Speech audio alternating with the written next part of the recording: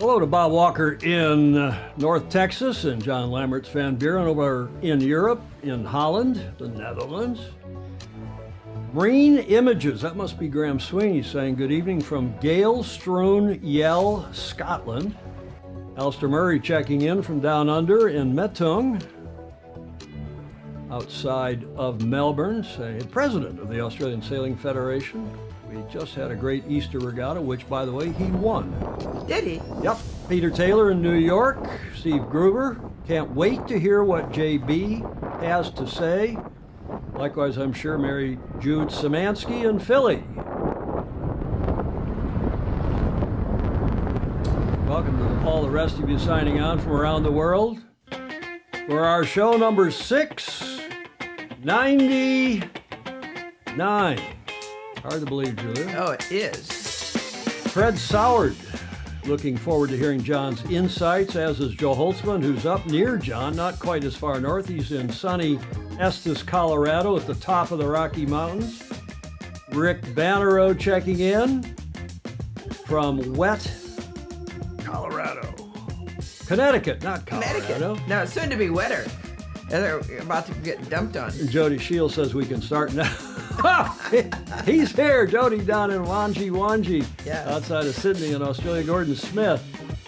Good evening, all. Still enjoying the view from the 19th floor of the Herlev Hospital in Denmark. I hope he is doing better.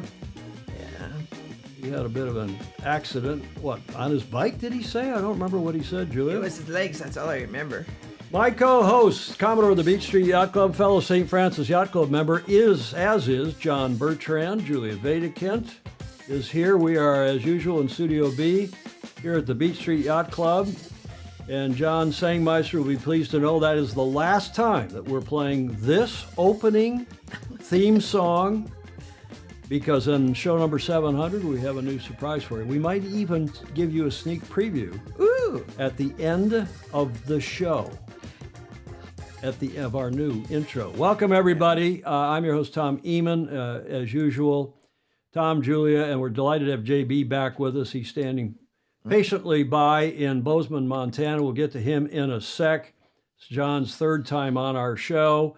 Longtime friend. We've known each other for at least 40 years, and another St. Francis Yacht Club member. Yay. So Can't be all bad.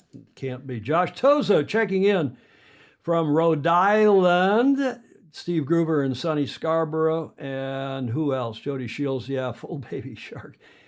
And Clayton Embley in presumably Tennessee. He's on the ferry boat. We thank him again for his Fosy present. Oh, yes. Of that bourbon. You especially like that bourbon cream, don't you? I did. Huh? I did. It was nice. It was nice, and let's carry on here because we do want to get to John, who's going to be our guest and maybe our co-host too. All of you who were celebrating over the past weekend, we hope you had a happy and blessed Easter. We had a low-key Easter here, didn't we, Julia? We did.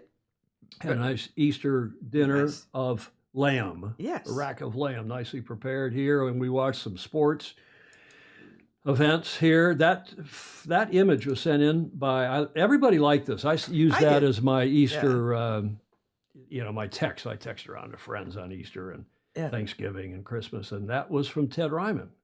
He can send clean stuff, Julia. Oh. This was of several of you. I thought this was the cleverest Easter cartoon I saw, and it's you don't have to be too worldly to know what that's all about. The Vice Commodore of the New York Yacht Club checking in. Claire Harrington is saying happy 699, and to you, Commodore. This past weekend also not only was Easter, but it was summertime in Europe. You've gone on to summertime, what we call daylight savings time, what the Aussies call daylight savings time. You've done that in Europe, so I'm not going to try to adjust your clocks for you. You all know that we stay at 1300 Pacific year-round, whether it's daylight or standard time here.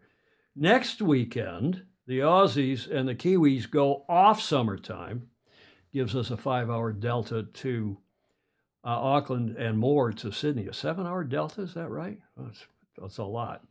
One other thing that was celebrated over the weekend, you know who that is, Julia? Ryman? It is Ryman, and he is in Cape Town, where they have no time change. They're in the southern hemisphere, but they do not change time zones. They are smart down there in South Africa. Michelle and Ted Ryman, and they celebrated their 11th wedding anniversary a couple days ago. Oh, nice. And talked about how they eloped to the Monkey Valley Resort and got married there. It was a fun and enjoyable. We haven't looked back since. We were together for 6 years before getting married. Oh, they lived in sin, Julia. They lived in sin. Good for them. Good, exactly. And then they are looking forward, Ted says, to spending the rest of my days with my wonderful Michelle, my belle, the girl of my dreams. Much love from me. How nice. That is really nice. I have one opportunity to rant today.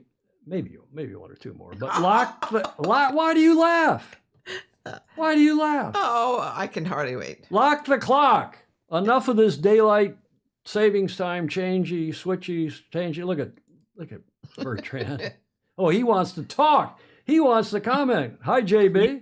Queensland, Australia does not go on daylight savings time. You know, if I go back to that slide, it's more confusing than that. Where is that? Oh yeah, slide? Because you have half hour. They got half. Yeah, look at this. They have half hours. There was. I didn't go into the details, but in you see the blue. Well, I can point to it here, but some of those. What is it? Victoria is on a half an hour delta, right? Adelaide, yeah, whatever state that is. It's unbelievable why they don't just lock the clocks and keep it the same year round is beyond me, but that's another issue. Thank you for that tidbit, John. I appreciate it very much. I lived there for a while, and people get up at 4 a.m. Because the sun's up at 4 a.m. Yeah. And it's amazing. But anyway, yeah.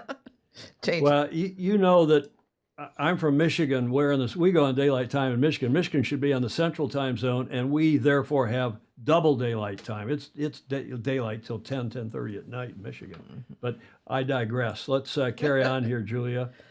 Any hot tips so far, Julia? Not yet. We got through Ryman, and now we're locking the clocks. One can only hope. It's going to happen sooner or later. Alistair Murray, who's down there in that time zone, EUCLA is the hilarious one. Can you believe a 15-minute time zone of its own? Alice Springs has even the year about 100. I don't know what that means, Stingray. Up in Seattle, that's Stingray. Just pick a time and stick with it. I agree, Jeff Kitson. And no, they've got their drinks ready. I have not said anything yet. John, they have a drinking game. Mm-hmm. They have a drinking game for when I mention whatever the rant du jour or du week or du year. Yeah. It's the non-sailing CEO, but I haven't mentioned that yet, Julia. Haven't mentioned that. We'll get to that, John. But we want to lock the clock. Most people want to lock the clock. Just pick a time, as Kitson says, and stick with it. Groover, we all agree the half-hour time zones are especially crazy. Then there's Russia, which has no time zones. They're on the same time from east to west. Figure that out. Well, they're big enough. Bravo Zulu to the University of Michigan hockey team who beat the Crutonic Michigan. Okay, I can't say the Michigan State Spartans over the weekend, and they now make it to their third Frozen Four. That's the college NCAA finals, the 4 final teams, and they will be playing in a couple weeks' time against number 1 Boston College in the semifinal on Thursday, the 11th of April. So bravo Zulu and best wishes to them. Of course, yesterday was April Fool's Day, and there were lots of April Fool's jokes, but none better than this. World of Sail GP, where cutting-edge technology meets the primal force of the sea, there exists an icon, not an athlete, but an artist, whose paint strokes have become the guiding light for the entire fleet. Meet Otto, the racecourse painter. Check. Oh, well, I don't know about icon. I'm just a bloke with a brush and some paint trying to play his part, you know. Folk reckon my lines guide the sailors, but truth be told, it's the sea that guides us all. I'm just here to help them find their way. Hey, Otto. Hey, Will. How's the course out there today, mate? Oh, it's pretty good, pretty good. Very good. You keeping all right? Doing my best. Ah, sweet. You stay safe out there, matey. Mate, you're doing a good job. Yeah, Thinking about cheers, it. mate. Thanks. As much as it is hard work, I love it. It's really very satisfying getting to paint out the course and watch those F-50s fly around it. It really makes me proud. Are you okay, Otto? Steve? He's a man on a mission. Every SailGP event begins with Otto and his sacred ritual. With his unique tools and his organic, sustainable paint, he sets out to paint the racecourse's white lines onto the water. Oh, you look armed and dangerous. Oh, yep. Man at work.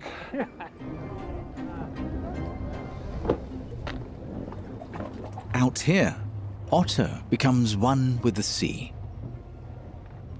His brushstrokes as precise as a master calligrapher's, despite the rocking waves. Otto prides himself on using the very best water-soluble paint, custom made by his team for this precise work. Details matter here. He may not be the fastest in the fleet, but no one does it quite like Otto. A moment to relax is always needed, but that's not always the case. This is the race committee. We will be shortening this race course.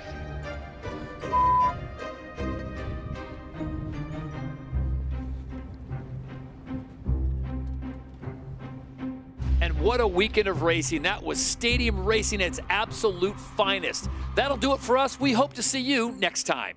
As the sun sets, Otto's work fades into the sea. What I do isn't permanent. That's the beauty of it. It means I get to come back and do it all again next time.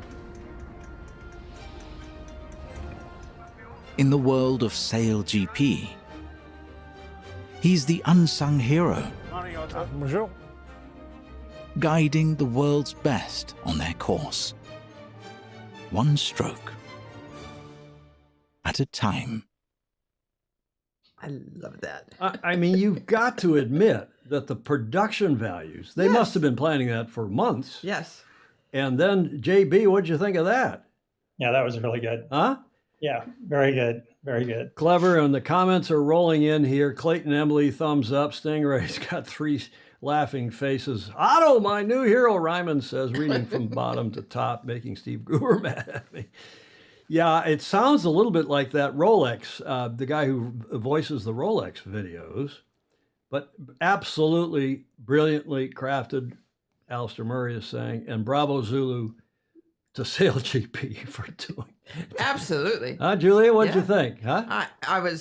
It was terrific. It was. Now, not to be outdone, this came through from Thierry de Jong. And kind of the flip side, one of the earliest known photographs of the equator. In those days, slow-moving sail-powered vessels such as this bark often had difficulty towing or hurdling, in this case, the line.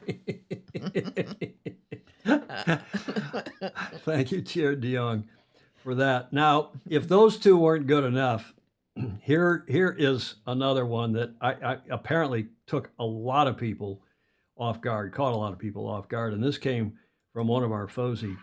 The Sandringham Yacht Club down in Melbourne announced over the weekend, or maybe yesterday, in a big press release, beautiful press release with, I mean, fabulous high-res photos. Somebody did a lot of work on this, that the SYC is going to build a 5-star hotel, resort, and wind farm.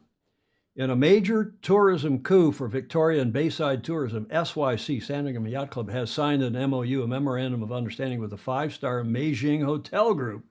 The MOU will see the reputable MHG build an $85 million resort-style hotel and well-being center on the site of the existing clubhouse overlooking beautiful Port Phillip Bay. It will feature 80 hotel-style apartments, spread over 8 levels with one entire floor dedicated to a well-being center in a stunning outcome for SYC, its members, and local tourism. The resort, hotel, and well-being center is on track to start construction in late 2025. I mean, they go on. The pros went on and on and on in this release, as did the pictures. And members, when they got this, were submitting requests to go on the list for an apartment, on the waiting list, to buy, to rent, to get one of these apartments. Everybody'd love to have an apartment at their yacht club, right? Like New York Yacht Club or some of the others. And the pickleball. And they're going to put in pickleball courts, Julie, to keep up, Right. the old people, keep the old people happy, and a water slide to keep the young people happy. They even got a quote from the president of Australian Sailing, Alistair Murray, who said, also an SYC member, he said, "It's a model for the future of all Australian yacht clubs, something for all clubs to aspire to." I congratulate Sue Bowes, who's the Commodore, and Richard Hewitt, who's the general manager, the CEO, for pulling off this absolute coup. And apparently, after a day or so, sometime on Tuesday, they sent out a follow-up. They'd taken so many people. They sent out a follow-up and said, "Hey, it was an April Fool's prank." And Bravo Zulu also, to a member who sent in a better drawing, he said that this would be a better looking hotel. Why don't you use this? I assume he knew it was a joke. Alistair sent us a note. He said, "Good night, Tom. We managed to pull off the greatest April Fool's joke at Sandringham Yacht Club. We sent this out yesterday, and hundreds of members fell for it. Hook, line, and sinker. No truth to any of it. I raced my taser all Easter at a regatta at Metung, which I won. Wow. Life is good, and there's life in the old dog yet. Best regards, Alistair." So bravo, Zoo, Alistair, and thank you. Yeah, that's another well-crafted note. Indeed. Fabulous stuff. Okay, so Julie, what are we not celebrating today? There's your only clue. Yeah, I showed it to you and JB because it's apropos of the Olympics, where I was wondering what this tie-up was between Belarus and Russia. Well, there's actually quite a tie-up. There's a treaty and more. Belarus at least celebrates the Union Day of Belarus and Russia on April 2nd every year. And it's primarily celebrated in Belarus, as you can imagine. It commemorates the agreement between Russia's President Boris Yeltsin, it goes back that far in the 90s, and Belarus's President Alexander Lukashenko. And the agreement on the union of Belarus and Russia enhanced the integration of both countries and strengthened their resolve to offer mutual support to one another by integrating their economic and defense policies. We are not celebrating that today. And as you all know now, maybe you now know, you've known about the tie-up, I suppose, but now you know why Belarus backed Russia in this thing in Ukraine, and why Belarusian sailors have been blocked from participating, except on a neutral team if they can make it, in Paris coming up, and in Marseille if any of their sailors make it. What are we celebrating today? We're celebrating, at least you know where that is, Julia? JB, you know where that is? I could, but I'm not going to say. You said Malta in the tech check. I did. You said Malta. Julia? I don't know. That is the Tasmanian flag. Oh, the Tasmanian devil. And in Tasmania and one or two other places in the world, including in Southland in New Zealand, they celebrate Easter Tuesday.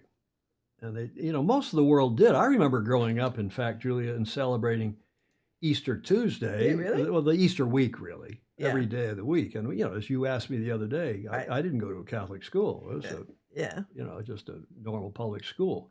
I'm a simple country boy from Michigan.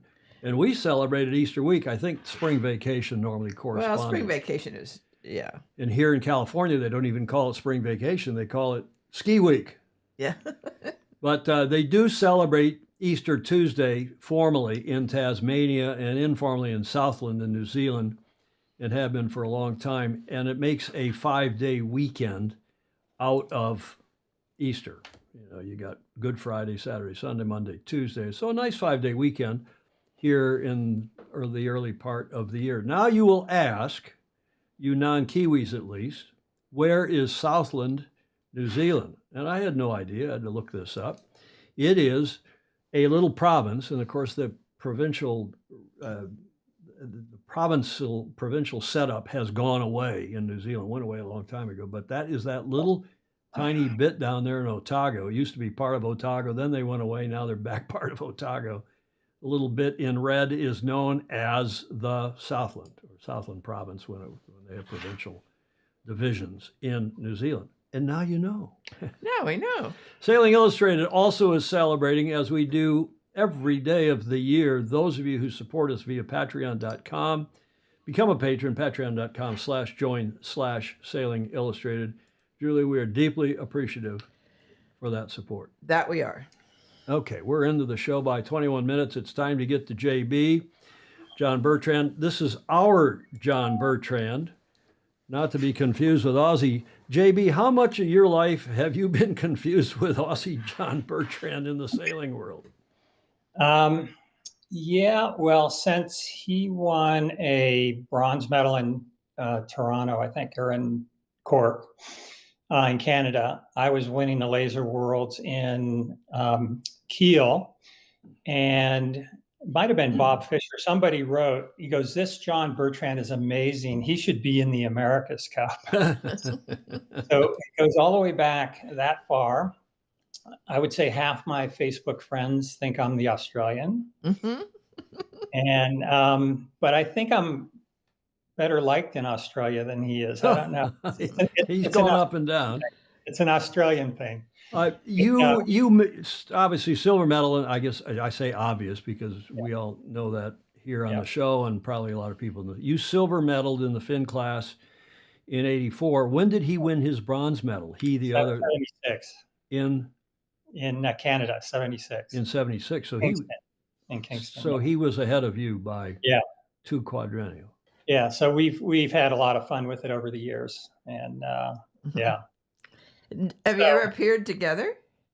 Oh, absolutely. Yeah. When I was coaching with the Australian team, he's very, very well connected with them. And after our very successful 2012 Olympics in London, where the Australian team, I was on the coaching staff there, came away with the top nation in sailing and Australia's very first Olympic medal of any Olympic sport in London, which was very funny because all the official Australian officials from the Olympic Committee had to rush down to Weymouth to see, I think it was maybe Tom Slingsby get his gold medal.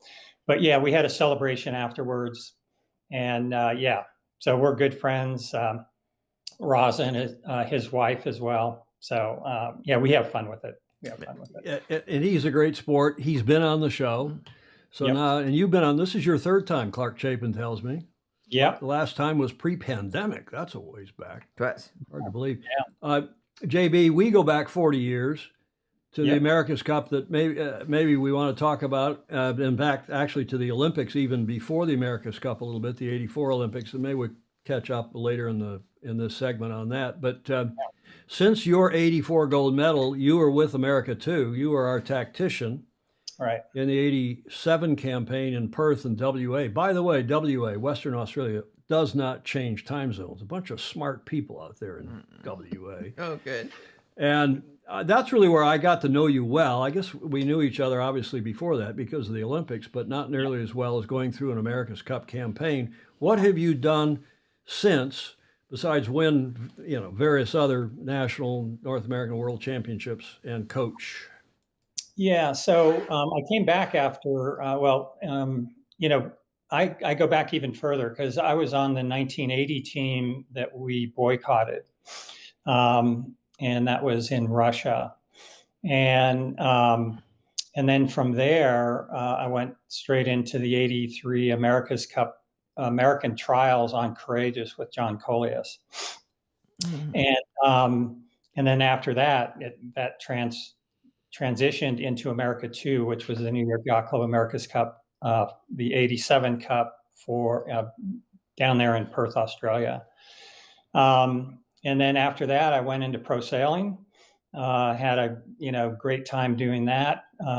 Worked with the DeVos family, ran their big boat projects, did a lot of maxi world championships. Had a great career in that. And then back in 2006, I got out of pro sailing and I got reconnected with the Olympic sailing. My son was just getting into the radial class, and I got involved with a few sailors for the 2008 quad, and kind of fell back in love with Olympics. Wanted to give back. And so since 2006, I've been very much engaged with the Olympic sailing, whether it's with independent sailors, with U.S. sailors, worked for Australia for 6 years. Their incredible program. I worked with the British program, and I even worked with U.S. Sailing as one of their coaches. So it's been great. Been living the dream. And you are a fellow St. Francis Yacht Club member. Yep. And have been since forever, as is Julia. And I'm a fairly recent. I've been member and then out when I lived in Europe, and now back in.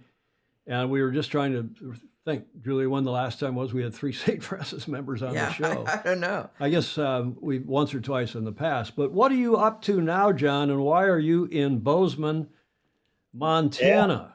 Yeah. Well, I'm retired.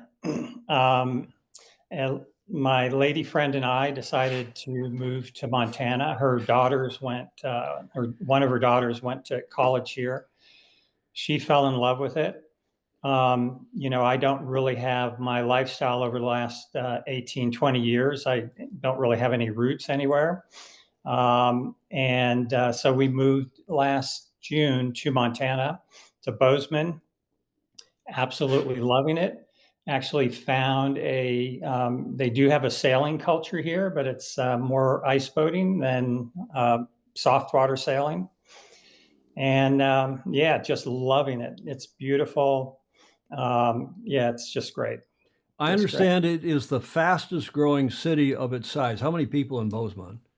I'm not quite sure, but when people find out that I just moved here and they want to know where I'm from, I tell them I'm from Canada. Because there's so many Californians moving up there? So many Californians, and they are not happy. They are not happy. But, it's beautiful up here. It's bear country. Yellowstone is very close. Within 5 minutes of the house here, I can be out in the wilderness and have to have bear spray. And kind of as a matter of fact, not only should you have bear spray, but you should probably have one of these as well. And that's serious. This is for my Australian friends. So Montana has the highest number of gun owners in the country per state. So 66% of us are gun owners. So nobody's going to attack you. And this is my father's. I've never shot it. I brought it with me, and I took it into a gun shop and showed it to them. And they were so impressed with it that they shook my hand before I left the gun shop. I was trying to figure out what it was, but to answer your question, just loving it up here. Steve Groover says there's a lot of sailing on Flathead Lake, only several hours to your north. Yep. Is that where you've been ice boating? No, it's there's another lake which is about an hour away, and Flathead's probably 4 hours, maybe 5 hours. And this is a picture of me at the local lake up here. And apparently I'm a little famous now because I set a speed record of 73 miles an hour. Wow. In one of my outings up here. Is that a skeeter or an M skeeter? What kind of boat? That's a night, actually. Oh, it's a night. Yeah. Okay. And, I was talking to Blake Middleton earlier today. I sent him the picture to see if he knew what it was so that I would appear knowledgeable. And he wasn't sure if it was a night, a skeeter, an M skeeter. Jody Shields, by the way, is saying, maybe I need bear spray for my wife. Jody, Julia, that deserves, that deserves the shake of the finger. Yes. Yeah, Aaron was right. It's a night. Cool stuff. So you went how fast? And that's a double seater, right? That's a double seater, and actually that's a former board member of U.S. Sailing. That was his boat, Russ Lucas, and so I'm building one right now as we speak. And yeah, it's great. It's really good. Yeah, and so that's in the wintertime there's so much to do here. And in the summertime, it's, hiking, getting out. It's really, really completely different from California, although they are shutting the border, so no more California. Yes. That's true in Idaho too. We have a lot of friends who've taken places, bought places or renting places or vacated in Idaho and Montana. Stingray will tell you there is a song, Moving to Montana, right, Stingray? What's the name? Who did that? Ted Turner has a restaurant in town, and which we go to quite a bit, and apparently he shows up every once in a while. So and he's out there. Gary Jobson tells me, and he goes out with Ted to his ranch there, and Ted owns something like 1 million acres. Yeah. Right. Yeah. And raises bison. And he has last I knew, I ate it once, a long time ago. He had a chain of bison restaurants, including in New York City. Yeah. Raising the bison out there and then trying to make bison pie. Apparently it's less fatty than beef. Yeah. And here they come. Frank Zappa. Sangmeister's on watching. He's saying, yeah, it was Frank Zappa, as did Rick Bannerow, as did Chris Eckley, moving to Montana. There was also the reference in my favorite movie, Hunt for Red October. Right?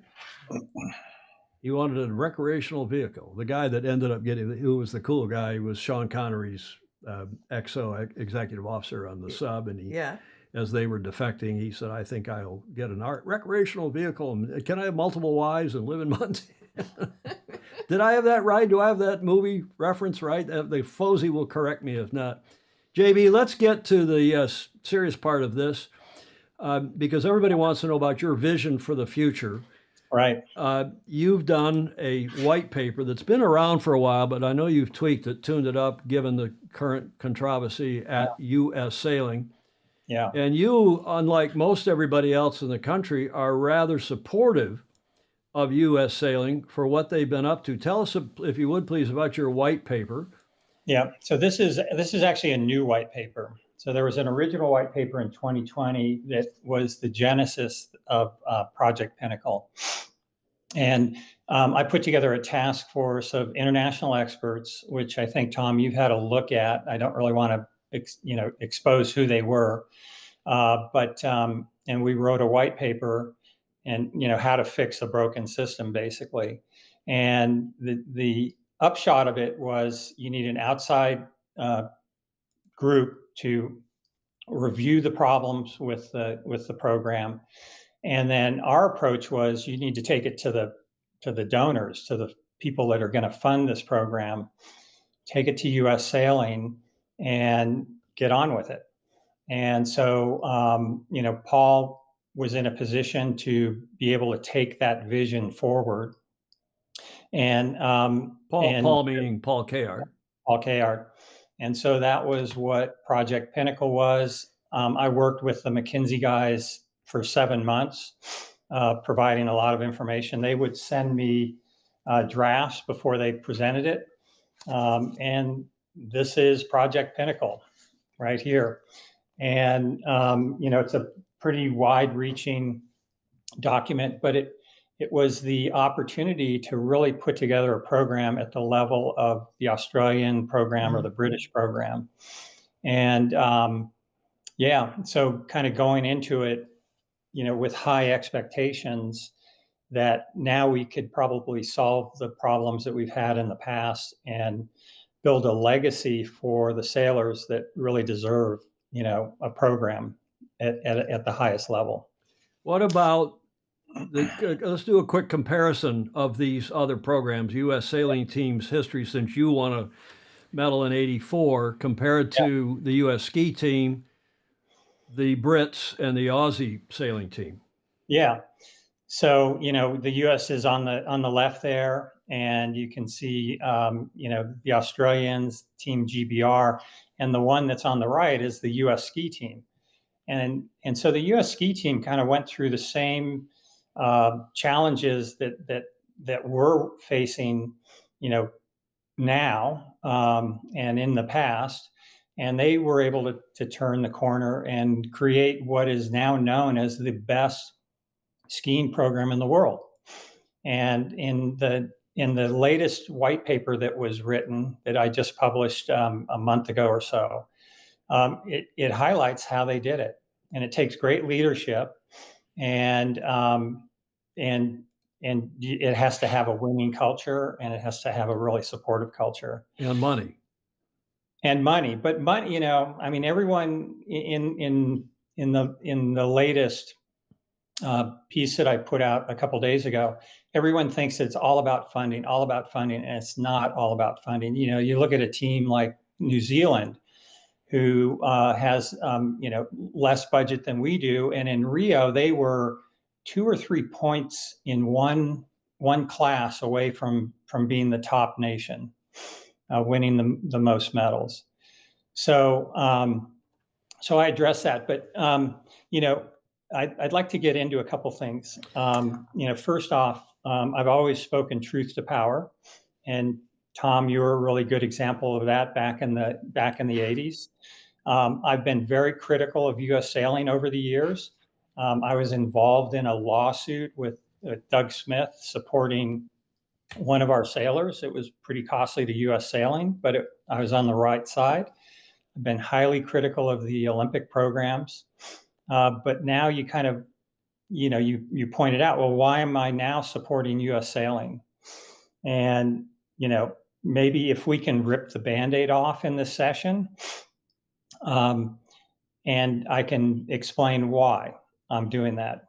And so some of the things I want to go over is, why the board asked KR to step aside, the failure of his leadership, the USOPC report, which is the Olympic Committee committing to a 6-month report, unprecedented, the Tokyo debrief, Project Pinnacle, the ODP program, KR's resignation, which has cost the association, which in terms of have cost our sailors $7 million,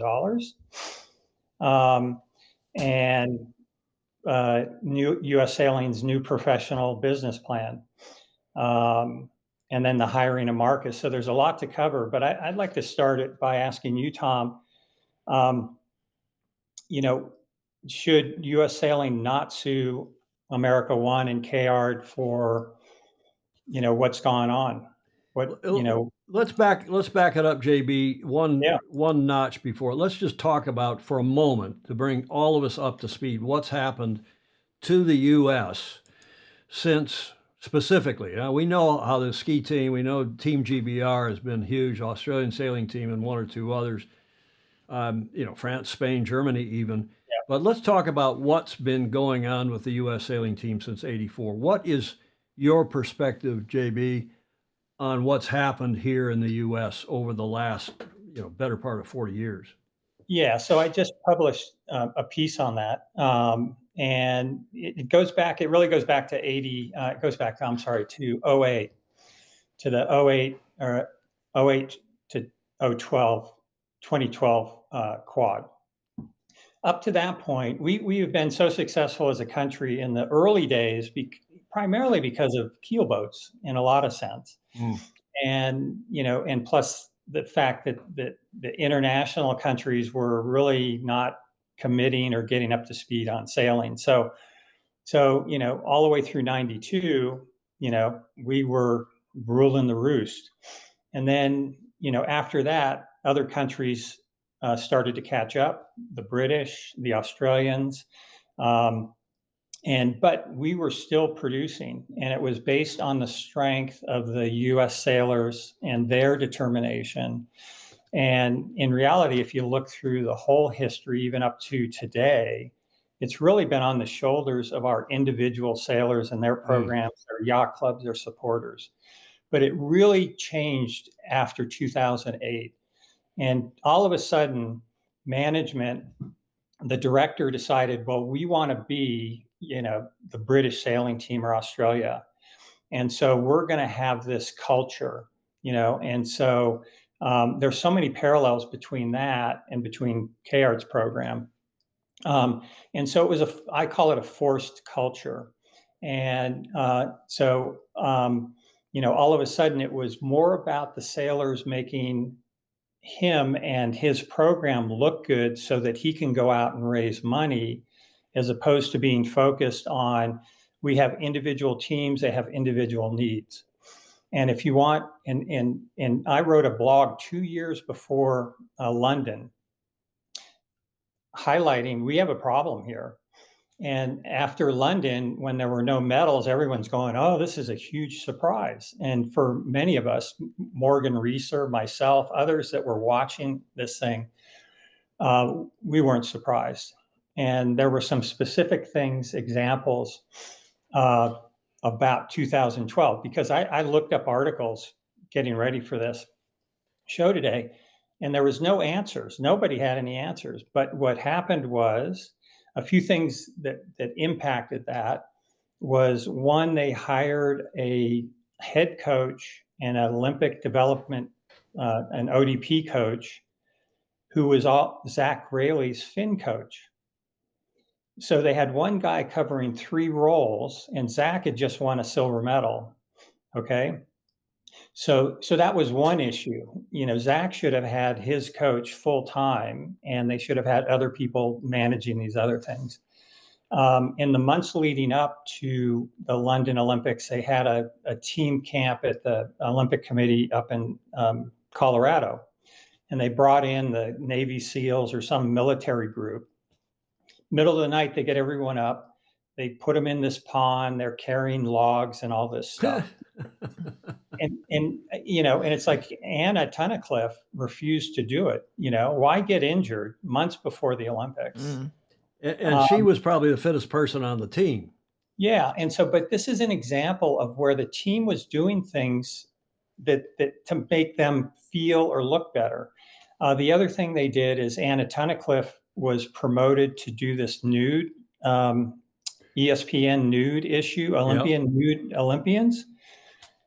I mean, who needs that distraction months before the Olympics? And I think the final nail in the head was while the teams, all the countries were in Weymouth getting ready, final preparations for the Olympics, there was a mandatory team camp in the Canaries where they ran a team building, amazing race type of program. Mm. And then, so it's all about looking good instead of being good. Mm. And then in 2016, Josh Adams, completely different culture. And what people don't realize is that was the team had an incredible performance. It never Josh being the then team leader. He took over as team leader in 20. Josh Adams. I think they had 6 or 7 classes in the medal race. Yes. And they had, if it wasn't at the leeward gate of the medal race in the 470 class, if that team would have turned right and instead of turned left, they would have ended up with a silver medal. But it was behind Sugarloaf Mountain, which would be like, having the medal race at Lake Merritt in Oakland. Yeah. So you can't blame that team. It was a real toss-up. But that was a program where I felt I was on the outside, but I'm looking in. They had a great culture, and they kind of let the teams, get to a level, run their own programs basically. And I think Caleb Payne is the best example of that. He didn't have any. He is and we say that all the time on this show, and others do as well. Our greatest strength in the U.S. back when you were an Olympian, back when I was helping Sam Merrick run our Olympic program and so on, is let each of the individuals go out, raise their money, help them do that, and then help them with some central services like a great weather program or 1 or 2 other things, and give them full support, have strong classes in this country. And as you say, in 2016, we weren't so bad. We were pretty okay, right? No, that gets way overlooked. And that's a discussion we can have. But the other thing is then in the 2020 quad. You know, they brought in Malcolm, and Malcolm was good idea. You know, had the culture, had the experience of the Australian team. Was the focus was on technology, and then there was an inside coup, and you know, and it kind of goes back to the whole concept that I talk about is that. What was the coup in a nutshell? Without getting personal, what was the coup? Who kicked Malcolm out, and why? He was an outsider. The entrenched coaches and some of the administration, you know, didn't buy into, you know, his program, and you know, it was so. Yeah, it's frustrating for me to even talk about it. He really got screwed, and it was you know, the sailors liked him. He was bringing a level of transparency, and a lot of those people are still involved right now. and a lot of us agree with you. I certainly do. 100. I knew Malcolm not well, but got to know him. Yeah, and you know, it's speaking of Ted Turner. At some point in an Olympic program or most any program, you got to say, like we say here on this set, right? Lead, follow, or get out of the way. right. And that's what Ted Turner always said. That's what Bus Mossbacher said. You got to have somebody in charge. Yeah. And he was not allowed. Malcolm Page, was not allowed to be in charge, sadly. So family and friends program, but kind of getting to where we are now. And, you know, you have to ask the question. I'm really puzzled that, you know, when Paul was asked to step aside, why was the focus not on, well, why was he asked to step aside? And that's a question, you know. I mean, what is your impression of why he was asked to step aside? Well, to be fair, I have a video of the infamous Tokyo debrief. I have it. I've never run it on the show. Yeah. And I've watched it, and a lot of people pointed to that debrief and said Paul was arrogant, and he was, you know, look, I know Paul very well, as you know, and you do too. You grew up with him here at St. Francis. I've been to war with him on America's Cup teams. None of us is perfect, least of all me, and certainly Paul is not either, but he's a tough, hard-nosed leader. That, I didn't see what the problem was on that Tokyo debrief. Paul's style rubs a lot of people the wrong way. Yeah, I disagree, Tom, because it goes deeper. It definitely goes deeper than that. I saw that video, and it was, you know, it was appalling. It was actually absolutely appalling. And let's I mean, be specific about, because we've never covered it. I haven't. Okay, please. I'm going to be. So Paul came in, and as the new 4 months before the Olympics, as the new director, new CEO. And then he was actually at the Olympics, and the Olympics was like the U.S. team had incredible facility, you know, everything. Paul was there, and Paul was actually a distraction in Tokyo. And one of the things that he did as a distraction was he was asking the teams, well, what are your plans afterwards? What are your plans afterwards? And it's like, that's the last thing these guys want to be thinking about. So, but then after Tokyo, the sailors were asking for a debrief, and it wasn't coming. So the sailors actually got together on their own to kind of say, okay, what do we need to hear? You know, they had questions for when this debrief was going to happen. It didn't happen for 6 months. Yes, that's true. It was April or something like that. Okay, and so I saw the debrief, and it was the worst debrief I've ever seen. And they basically blame the sailors for not being fast enough. And they showed them the data, why they were not so fast. And the sailors are going, 2 things. One is they were without a leader for a year before that Olympics. 2, they were going, why didn't we have this data before the Olympics? You knew this before the Olympics. So that whole part of it was disgusting. And then the other part of it is they were waiting to hear what the plan was. And you got to realize that the quad from Tokyo to Paris was a condensed quad because of COVID. You know, it was a year later. So now instead of 4 years, they only have 3 years. And they're waiting to hear the plan. There was no plan that was communicated to them at this meeting, and there was spoken in generalities, and what they heard was domestic training, less international traveling, domestic trials, and they were questioning, well, what's the, where does this come from? I mean, what's the data that you have? They kept asking that question. There was no answer. And so finally, when, one of the sailors spoke up and says, this doesn't look like a high performance program at all. This looks like, you're just trying to save money. It went toxic, and it was terrible.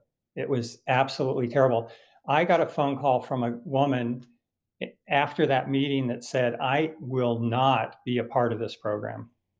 There was a sailor who potentially right now could have been a medal prospect who quit after that meeting from what he heard. And, the U.S. Sailing Board tried to work with Paul.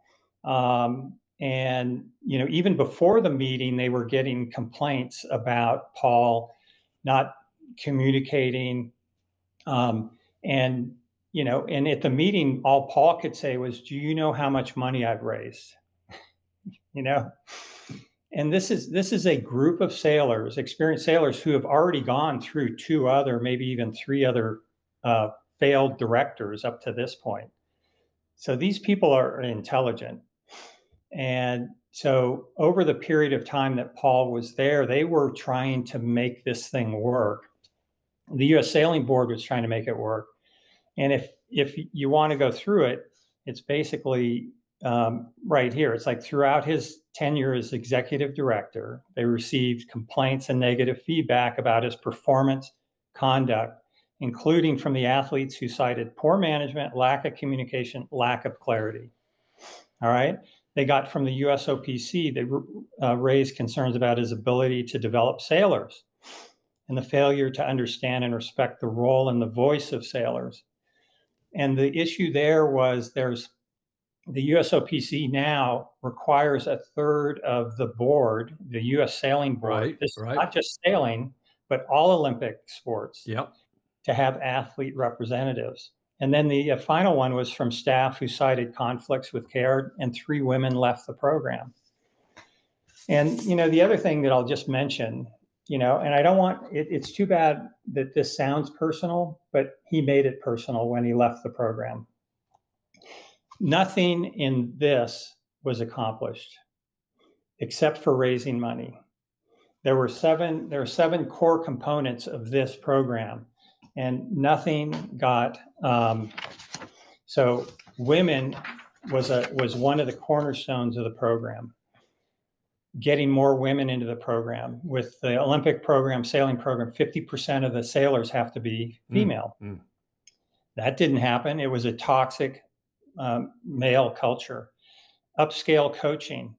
His approach to coaching was, instead of hiring the best coaches in the world, he was going to have guest coaches come in to these team building, sessions.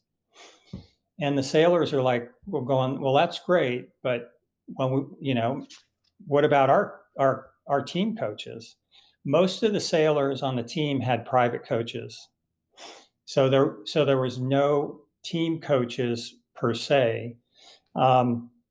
Technology, there was a big emphasis on there was 1 technical guy in the program. There might have been 1.5. That didn't happen. Coaching upscale, that didn't happen. Squad development, there was some success there. Long Beach, setting up a sailing center in Long Beach, that's way, way, way overdue. Yeah, for sure. And in fact, John Sangmeister will back this up. He burned bridges in Long Beach that now have to be rebuilt. And then in terms of the ODP, upscaling ODP seemed to be his priority. Yeah, I think Paul was taking a longer term view, raise some money, save some money. I think he thought this. John, just listen to me now. I think he thought that the short-term situation was, let's get through this quadrennium, it's 3 years, and then get into 2028, which is on our home turf. And I think he was strongly supportive of doing something in Long Beach, and from my conversations with him. But let me answer the question you asked, and then let's get to your vision for how to fix this for the future. You asked me what do I think about the lawsuit. And most every sailor in the country thinks the lawsuit was a terrible idea. And the U.S. sailing, I don't know whether it was the president. Obviously, the president thought it was an idea or it wouldn't have happened, a good idea. And the board supported it, and the non-sailing CEO supported it. It was a terrible idea. Tell me why it's a good idea. Okay, well, let me maybe go through an analogy here.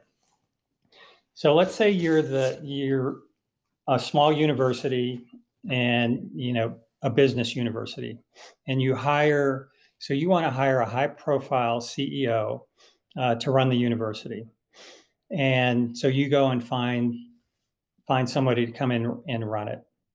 And the problem is that this CEO, there's a failure of leadership, there's a toxic culture, there's a bad business plan. You try and work with them, but that fails, and then you kind of ask them to step aside, and instead of stepping aside, and he leaves in a huff. Takes and so a university depends on donations, right? And so he takes these patrons along with him, and then he decides he's going to open his own university, and thinking and saying that it will be the greatest high performance sailing program ever in the history of any Olympic sports ever. And he names it Trump University. So he had full reins over the U.S. sailing program. The board didn't interfere with how it was run. And the only thing that they did was the USOPC had these guardrails and these guidelines that he had to, that were in place. And, they put, a 6-month effort interviewing 29. But JB, sorry. Why then was the lawsuit, assuming it all happened the way you said it did, which I would pick more than a few nits with all that, but let's just say, why then the lawsuit? Finish what's the punchline of your metaphor? It cost them $7 million. And it's not them, it's our Opti sailors who are second and third and 4 in the top 15 at the Worlds right now. But JB, you don't think by suing, you don't think they're going to get that money back, do you? Why? Yeah. There's not a snowball's chance. There's not a snowball's chance that they're going to get the money back. All they've done is caused a huge amount of controversy. They've got members upset at the board. They've got people, the media. There is not I can't, John, other than yourself, and I'm glad we're talking about this. Yeah. I don't know anyone else, I'm sure there's some others, but precious few who think suing these guys, meaning Billy Rue and Paul and the coach, that think it was a good idea. And you haven't convinced me why it's a good idea, except they think they might get $7 million back. No, I mean, there are contracts. If you look at the lawsuit, there are contracts that have been broken right there. And we're not even talking about the $1 million a year that Kilroy, that they lost from Kilroy. Yeah. So if you're a business and you have an employee that basically leaves, takes the staff away, also takes the customer base away, what is U.S. Sailing supposed to do? Just sit there and take it? And then they complain, America One complains, hey, you're not focusing on the sailors as you should be in this. There were commitments already spent based on the donations that were withdrawn. Yeah, but here's the problem. Is that, look, you and I have been to war. We won in '84 and a big, I'm not a lawyer, and I've been to war legally and otherwise again in '88 and in 2010 and won both of those. And there is the whole clean hands, the lawyers who will always tell you there's the clean hands defense. And certainly U.S. sailing does not have clean hands in all this. And that's why I think. Tell me why. Well, I'm here to hear your view and not hold, not have a debate. Let's don't have a debate over that. I'm just saying, I think there are a lot of people, John, who think U.S. sailing's hands are not clean in this, looking at the big picture. Looking at the, let me finish, looking at the big picture long term. Therefore, there is next to no support for having called in the lawyers and a federal lawsuit against these guys and the money. So we're going to, John, excuse me, we're going to agree to disagree. No, I need to address that because first off, who caused it? Last point, because then I'm going to ask you to tell us how to go forward, what the future is. So who caused it? This whole failure, this whole problem is on one person's shoulders. Who caused it? What did U.S. sailing do other than, do the best job they could for their sailors and for USOPC? What did the U.S. Sailing Board and the CEO do to cause this? Okay. KR is the one, Okay, let me grant you this point. Let me agree with you. My old friend of 40 plus years. Yeah. And as you said earlier, I went to war for you because you were right, and I would go to war again for you because you were right in '84.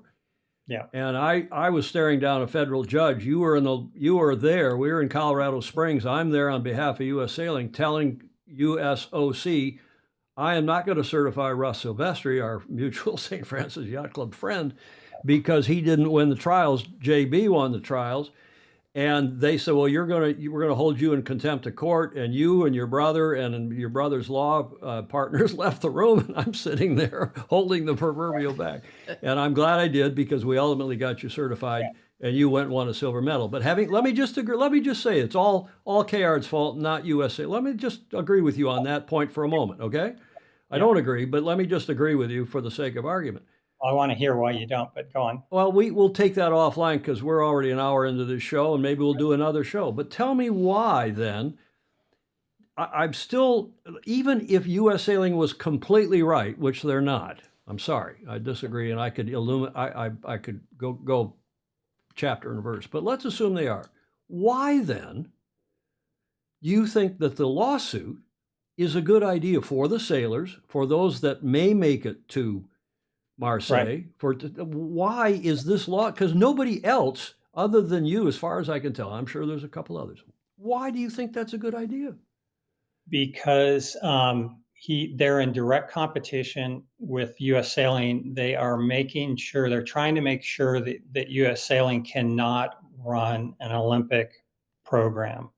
And when Marcus Lynch came on board, and he had a meeting with them, that's what they told him, that they should be the ones to run the Olympic program. And they have proven that they can't. And if you look at their organization, they have Spina, and they have two other coaches. And what other organizations do they have? They didn't have, like with the Australians and the British. Okay, I'm with you. And I agree with you. I think Paul and Billy Rue and Leandro and whomever else think they can go off and on the side run a better Olympic program than U.S. Sailing. Right. I totally agree. I think they think that. I think there are a lot of other people in the country who think that as well. Yeah, Trump University. Or Bond University. I don't know why you drag Trump into this, but that's another issue. Because it's not a real university. Well, it politicizes the thing, and it's like Bond University. People didn't think that. You remember Bond University? We were down there when that got set up by Alan Bond after he won the cup. If you want to talk about the plan going forward, please. So the plan going forward is, first off, Project Pinnacle could have worked. It just lacked the leadership. If Paul would have brought in Marcus Lynch and others, we wouldn't be having this discussion. Okay, so that's where the failure was. So, but we also have to go outside of our bubble. Do you realize that 50% of the medals that were won in Tokyo were by British national coaches, by British coaches, not the British for team, all sailing teams, not for all just the. sailing. Yep, I believe that. I mean, we got John. It's one of the reasons why we celebrate John Emmett. Yeah. Who's a regular contributor. I mean, every show practically, and we've got a report from him in a moment. So the other thing that pisses me off, Tom, Yep. let me get emotional here, is that, back in the 012 quad, basically they're riding on the backs of U.S. sailors to raise their money. America One's doing the same thing right now.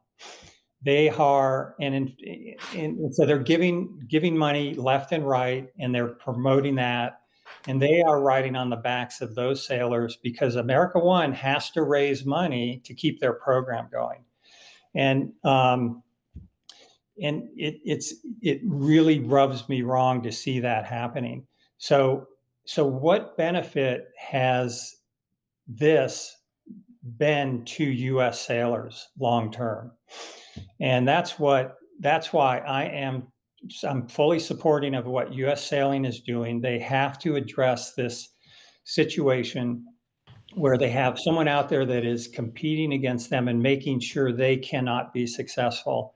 And that's not going to benefit these sailors in the next 1 or 2 generations. So going forward, Project Pinnacle could have been the legacy.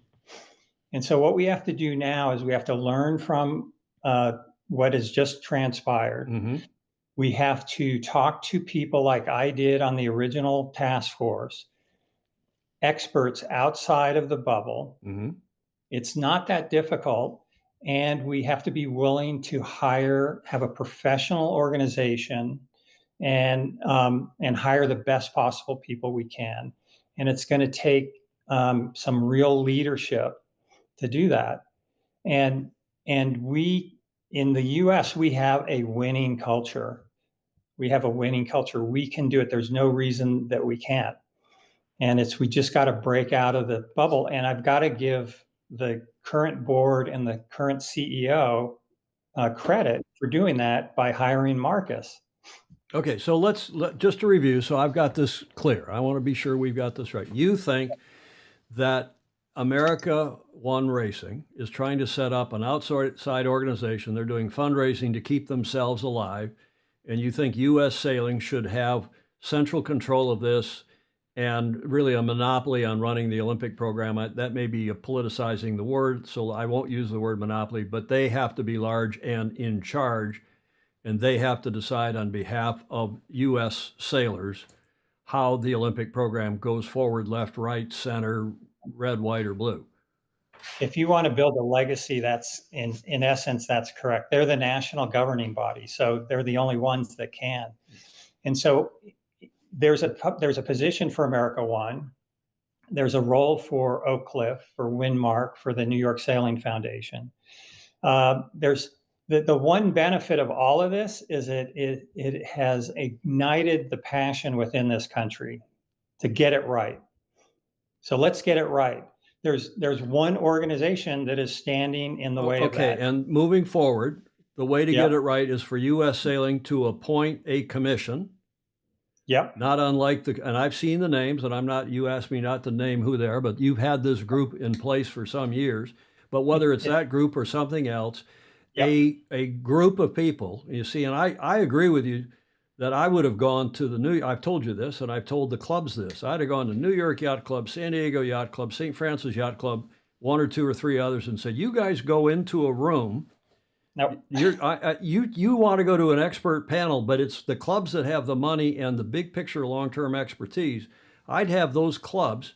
They would figure out who else to involve. Go to the O'Hare Hilton in Chicago. Close the doors, and when you have a plan, send some white smoke or something out underneath the door so we know you've got a plan. And it might be those clubs might then pick a panel not unlike the panel that you had in place, already in place. I disagree. Okay. I disagree because we're just staying within the bubble. And, most of the people that you hear complaining out there, they haven't been to an international event. They don't know who the head of the British team is or the Dutch team or who the top coaches are in the world. Or you've got to reach out to the experts out there. And agreed. I don't disagree with and that. then you come back to the yacht clubs and the associations. And what excites me the most is that we have the potential to fix this from the bottom, from the Opti program. And I wouldn't change the Opti program but from that program all the way up, and we could accomplish all of this stuff that's in this, we could accomplish. Okay, I take one last thing here. Yep. And you know, you were a member of the most successful U.S. Olympics. In fact, the most successful Olympic sailing team from any country ever. Right. Right? And that was 1984. Yep. Sam Merrick was the head of that program. He was a volunteer from Bayhead Yacht Club, Bayhead, New Jersey. Yep. And I was the executive director of U.S. Sailing. I had hired Jonathan Harley to help Sam with logistics and that sort of stuff. I had actually hired him to be the one design director, and then he got seconded by me to Sam. And I took, and with the support of my leadership, my executive committee, and we took that group and said, and I know USOPC now demands that they more central control. Right. And my job, I saw it, was to protect Sam's budget, help him raise money, and be sure he kept it all to himself over here. Yeah. And then he worked with you all. You had your private coaches, you had your collective efforts, and yada, yada. We don't need to. Okay. Yeah. Here's the problem, is that there are very few people, me included, and Julia, if I may speak for you, Julia, there are very few people, JB, who think U.S. Sailing is capable of getting themselves out of a wet paper bag.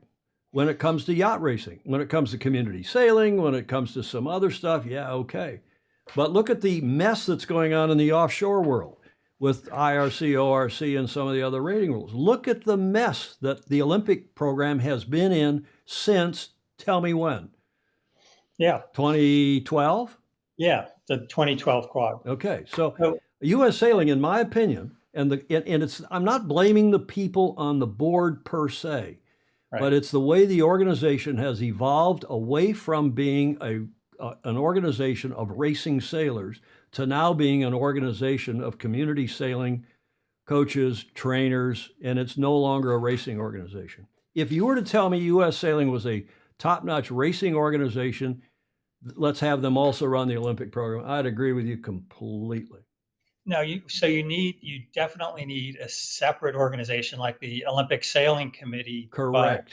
It needs to be a professionally run organization, and it changed after Malcolm was fired. Correct. To their credit, it changed, and the major focus prior to that wasn't on the Olympic program. And but then it changed that now the priority is on the Olympic program. So, what I'm proposing, I agree with you in concept that they have this legacy they've got to get rid of. They've got to overcome that. Thank you. Not get rid of, but they got to overcome that perception. I've engaged with them. I've engaged with the CEO. Let's have a drink. He is getting. You got to get the guys to drink and gals. You got to say non-sailing CEO. Then they say bingo and have a drink. Sorry. The non-sailing CEO, non-sailing CEO. But the point is that I'm going to say this. They are focused on a new generation, professional management. It's not the old white guys with blue blazers that they're looking at. They have to evolve. And what I'm getting high credit. I'm hearing from people that is giving Alan high credits for his management. And this is not from the US per se. This is from outside. And the fact that he reached outside of the bubble and he talked to a lot of these high performance directors from other sports around the world and found Marcus to me is an A+. Did he find Marcus? Yeah. Okay. Yeah. Let's agree to agree on a big part of this, and I think I bring Julie in now because I think she would, as a headhunter in Stanford, and you know how smart she is anyway. Yeah. And you guys have known each other for, as we say in Michigan, for a coon's age as well.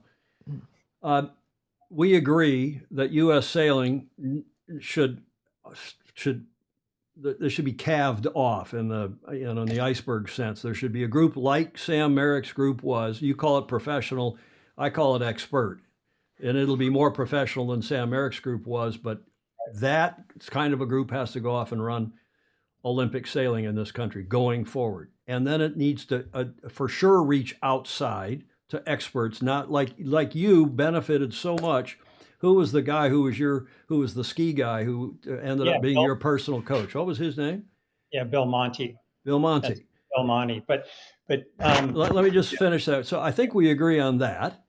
And then after that, that commission, that group of people, sailors, non-sailors, experts, and the current guy, and some past people. You know, you'd go back to Josh and a few others who did have experience. I'd go to you, yeah, and you know, you'd bring in some smart people, including those yacht clubs, because they're the ones that are raising the big money. Those three clubs are producing sailors, as is Chicago Yacht Club, Lauderdale Yacht Club, Texas Corinthian. You know, we can talk about Seattle and a few others, and get those clubs involved too, because at the end of the day, nobody trusts an organization that doesn't represent the clubs and the classes, because that's the heart and the soul of the sport, just like you came out of St. Francis. Yeah. So I think you should interview Marcus Lynch. And I think this is a guy that can be with us for 20 years. Good. I'm delighted to hear that. And, you know, and he's the right guy, and he's not going to be a big personality. He's not going to be, leading by personality. He's a team player. But what excites me, two things I want to finish. What excites me is we have the potential to build a program that encompasses all the issues that we talk about and produce Olympic medals, not only Olympic medals, gold medals. And then the other thing I want to just throw out there again, and maybe this is another conversation, is I haven't heard why U.S. sailing is in fault in this situation. And it's maybe, uncomfortable that they have, put in this lawsuit, but I can't blame them.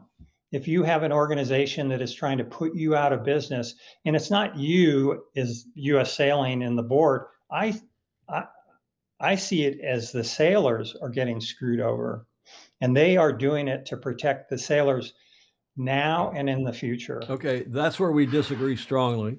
Yeah. Even if that were happening, and I accept that some of that is happening, and that is the goal of America One Racing, is to set up this other organization and be kind of the IMG Academy, if you will, of sailing. There's a better, I think, metaphor. Trump University. I don't think Trump University was wise, JB.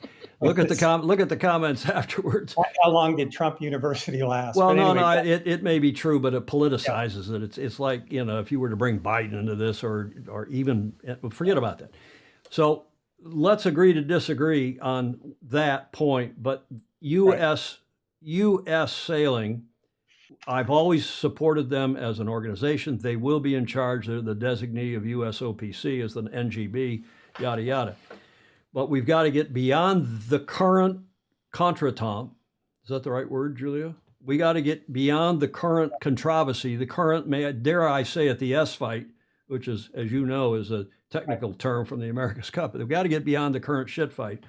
And the lawsuit did not help that one bit and will not help that one bit. All it's done is further riled the water, stirred the pot, yada, yada. So my suggestion is that they drop the suit. And I think, John, you'll find that your support will go up, and 90% of the country thinks U.S. sailing support will go up if they drop the suit. Let these sailors go to Marseille now, try to do their thing under the current circumstances, and then get your commission going, get a clean, hard look at this afterwards by some experts, including the clubs, especially those three. Drop the lawsuit. Lock the clocks, and then next thing is to drop the lawsuit. The outside vision. Oh, Julia, I just cut you off. Go ahead. Sorry. No, the outside looking, spending all that money that could be going to sailors and not expecting any of it back. Yeah, it looks like a power struggle, which you said it was, JB, and I think we all agree it was it's a power struggle. Yeah, but I mean, whose fault is it? And the ball is in their court. All I know is that going forward, the current situation is not good for Americans. It's not good for sailing, period. Can we go forward and let's talk, because you've got some very good news about Optimist. Thank you for that. I appreciate your point of view. Julia, you have another point? Yeah. Final point to Julia. From your good friend Clark Chapin. A comment. I'm getting the sense that aside from the opinions about Caird's culpability, there's a lot of agreement between the two, you two. I think there is. There always has been for 40 plus years. Yeah. Julia, that was a good point, and thank you for bringing Clark into this, who's a super Fosy, as you know, and helped us put all this together now these many years ago. JB, And final point. again, it's not about us. It's about the sailors. And For sure. and the reason Exactly. I came on your show, Tom, is because the last sign off, you said, one of the sign offs, she goes, well, John's only, doing this because he wants a job. I did not say only because he wants a job, but I think John wants a job. No, I'm retired. Okay. I'm retired. Okay. If I can help, I want to help. And I haven't retired my voice. Good. Likewise for Excellent. us, right, Yeah, Julia? right. We're retired too. In fact, I don't know if you know, JB, but your hometown of San Francisco, despite Julia not using her cough switch just there, your hometown of San Francisco was just ranked as the healthiest big city in the country. And you grew up here, and you know why, the climate and the healthful benefits, but it's because they have found out that Julia Vatican at age 85 is doing 2 long-form 2-hour live video podcasts a week. And the AARP is celebrating people like Julia.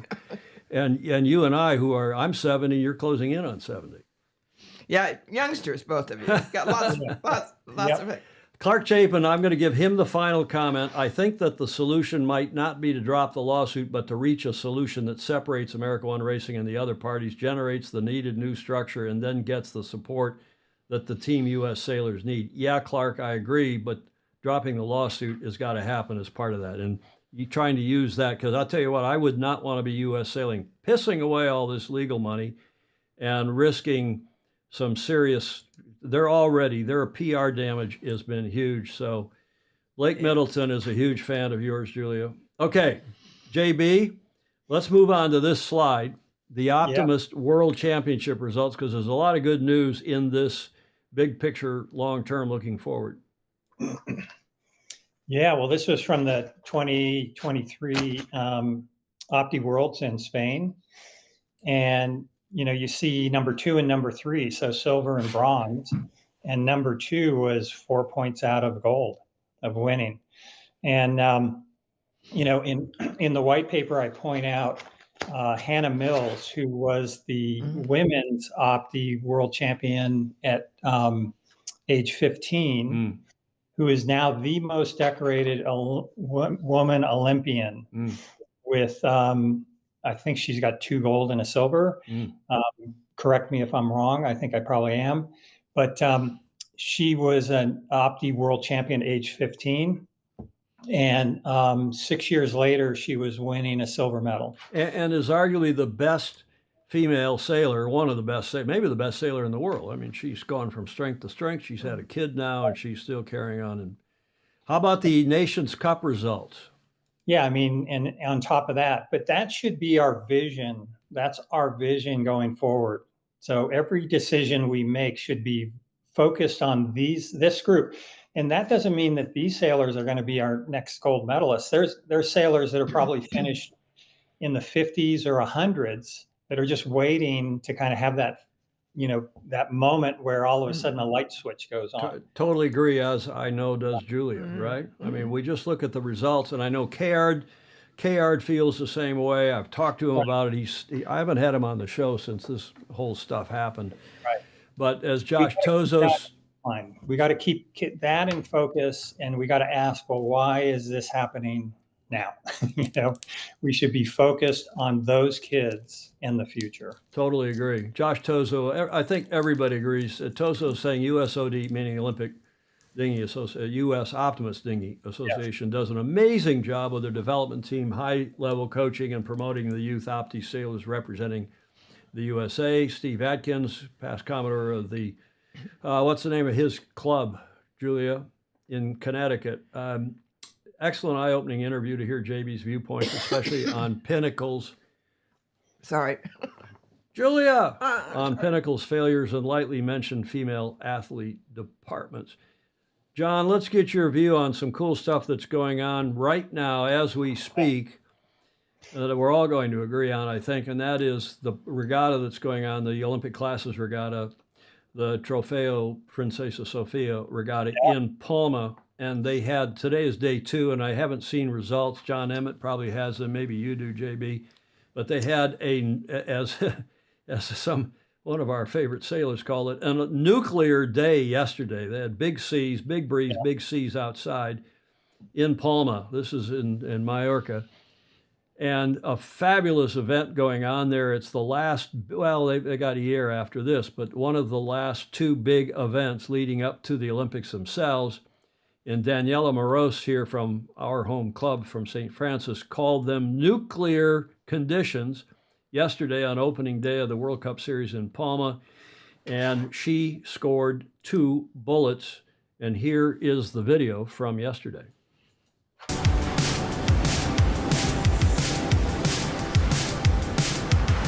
Day 1 at the Trofeo Princesa Sofia Mallorca by Iberostar. It is super windy today. We've got big swell out on the race course, and it's the biggest fleet we've ever had in an Olympic year.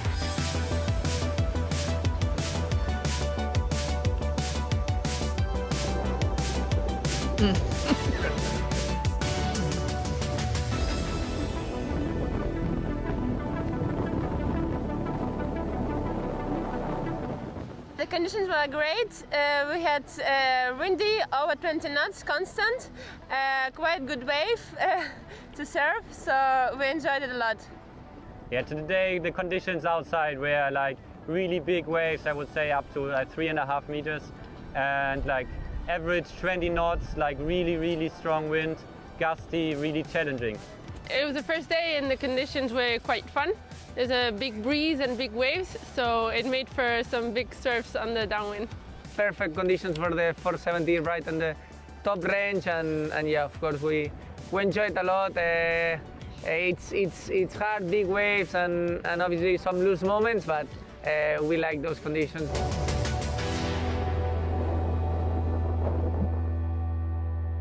Well, as I say, I don't know how it went today, day 2 of this regatta, but so far it's not gone great for the U.S. other than Daniela. And JB, maybe you want to comment on this. Danielle's in first place with a couple bullets yesterday, then whatever happened today. Not so good in the rest of the classes. The 49er FX and the NACRA 17 were racing today for the first time, I believe, along with the IQ foil, men's and women's. Tom Pace may also know. Commodore Pace of Pensacola Yacht Club is on. I see him here saying Daniela is pure awesomeness. Yes. Totally agree. JB, what do you think of these results? Well, I before I came on, I was tracking the FX, and they're still in the qualifying stage. So there's 2 fleets racing. And in the one race that I tracked, Steph and Maggie finished second. So that's a pretty good. Yeah, that's a pretty good opening.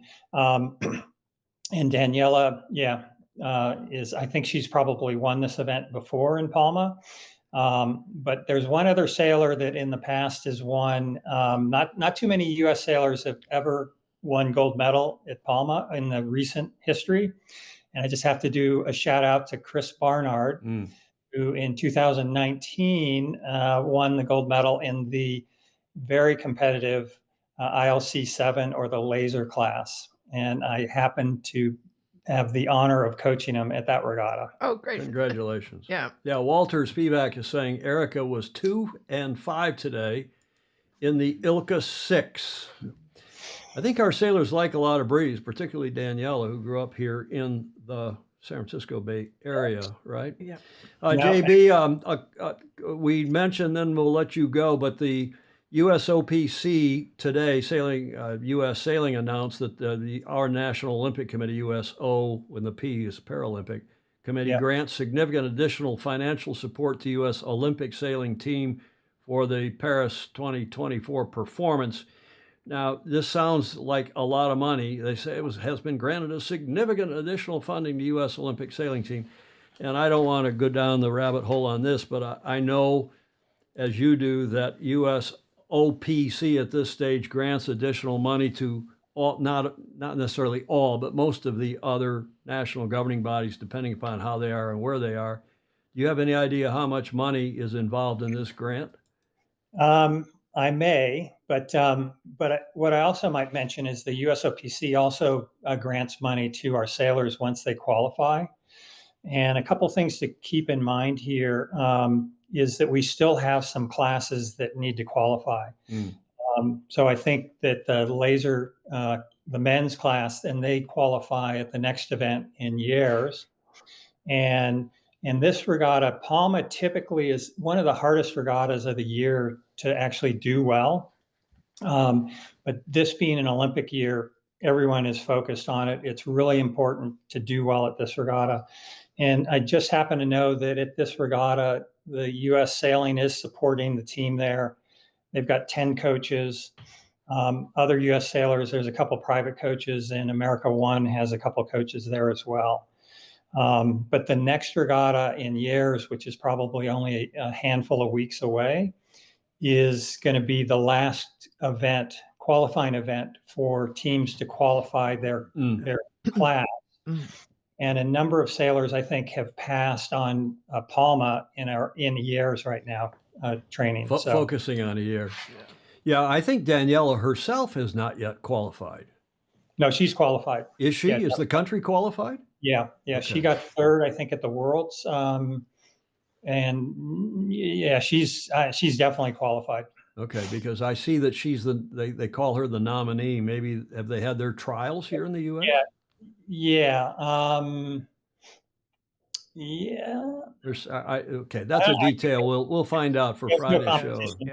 JB, many thanks. It's terrific to catch up with you and have you on the show. We really appreciate your coming on. And will you come on again as this develops? Because I think you and I agree mostly, except on and Julia as well, mostly on the benefits of this lawsuit. I hope they settle. I hope they get rid of that and put them, as Pumbaa said in Lion King, let's put the past behind us. And if America One Racing, with their money and some of their, the smarts, and U.S. Sailing and whatever commission were to come together with the current guy, you like the current guy, the German fellow? What's his name? Yeah, he's British. Oh, he's British. That's right. He coached for the Germans. Yeah, and that was a problem program as well. Like, he parachuted into a real problem, and so he has experience. I read that. Yeah. And he came out of the British program as one of the top coaches there. So, quality guy. You should interview him. You should have him on the show. No, I've had an open invitation in, but he's busy, and you don't want to take some time from some people at this way.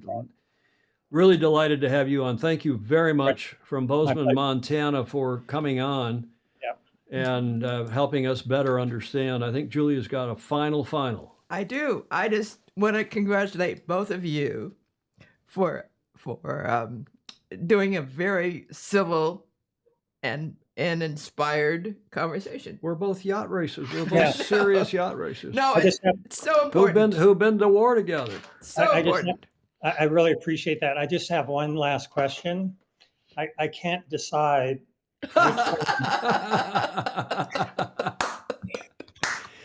They will be welcome here, JB. They will be welcome right here.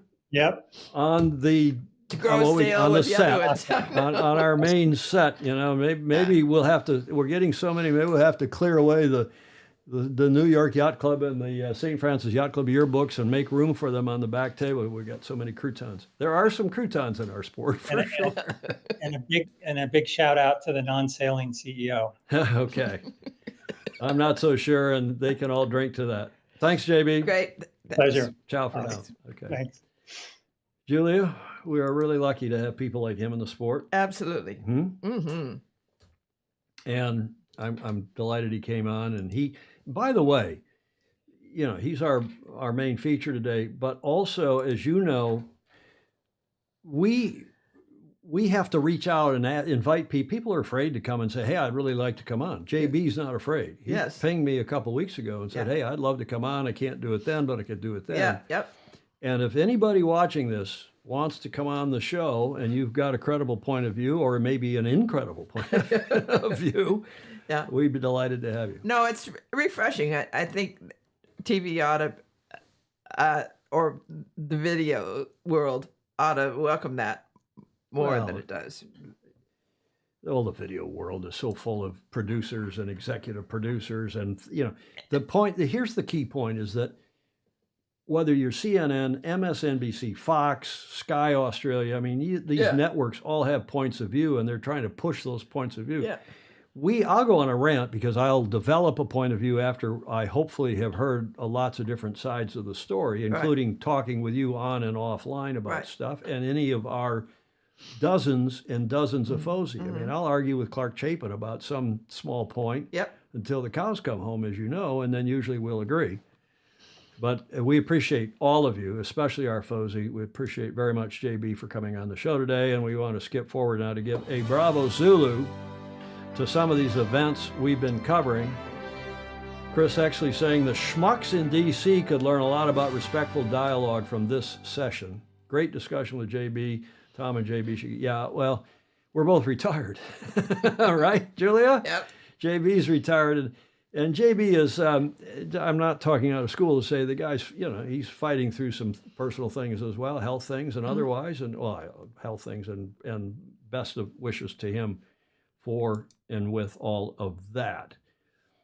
Bravo Zulu to the China Daily who put this post out on the ChinaDaily.com.cn, which means not Canada, but China. Shanghai Sailing Open, which we've been covering, they furled, after somebody's got a good headline writer there, furled after a successful 3 days. You know, it was Friday, Saturday, Sunday. And here is one of 3 incredible videos that John Emmett sent me earlier today.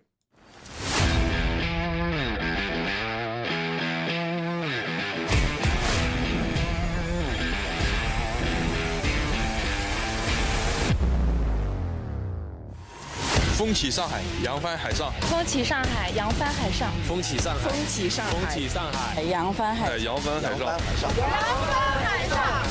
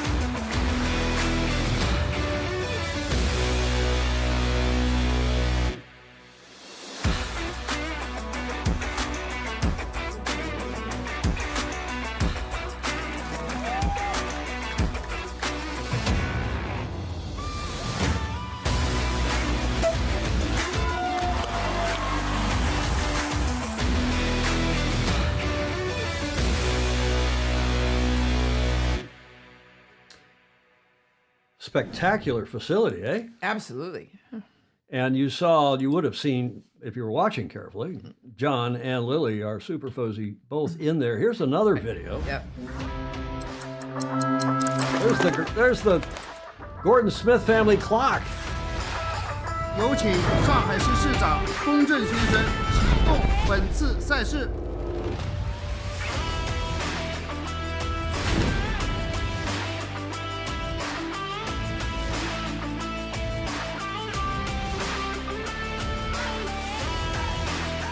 Yeah, Clark Chapin, we could argue about the music with these videos, but there's Lily.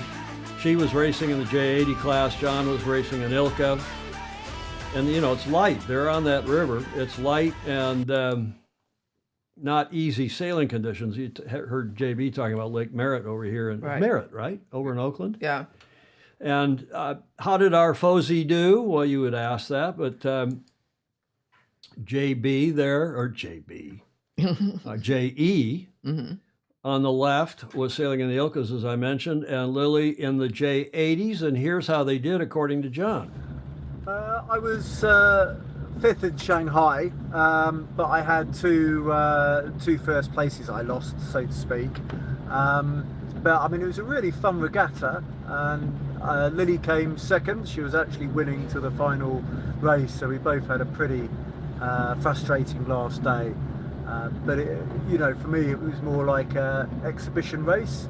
And for Lily, you know, she was very busy just promoting Shanghai. In fact, I didn't see her. She stayed in a separate hotel with her team, and you couldn't fault the Chinese for their hospitality. You know, buses running on time. We even had a opera show. I've never had that before.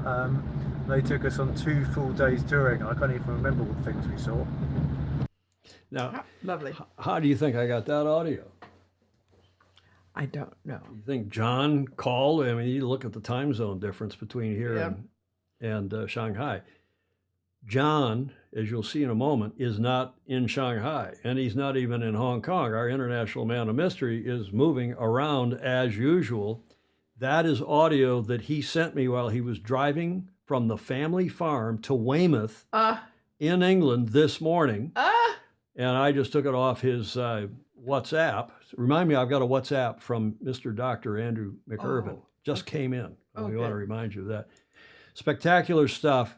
Bravo Zulu to them. John was, as I think, what did he say? He was fifth, and Lily was second in the J80s. But this is the first ever regatta, and I'm not a big fan of the People's Republic of China, the CPC, the Chinese CCP, the CCP. Yeah. But I think Chinese sailing, we should support it. It's delighted, because the more sailors that get involved, the more they will figure out what cool people we are, the rest of the world that are involved in sailing. The president is Chinese. Yeah, the PRC, the president of World Sailing. Yeah. Yeah, but Steve Atkins helping me out, PRC. Yeah, bravo Zulu, though, to John and Lily for going and supporting that regatta. Lily's a big deal. She's in all of the media and the papers and so on I was looking at this morning.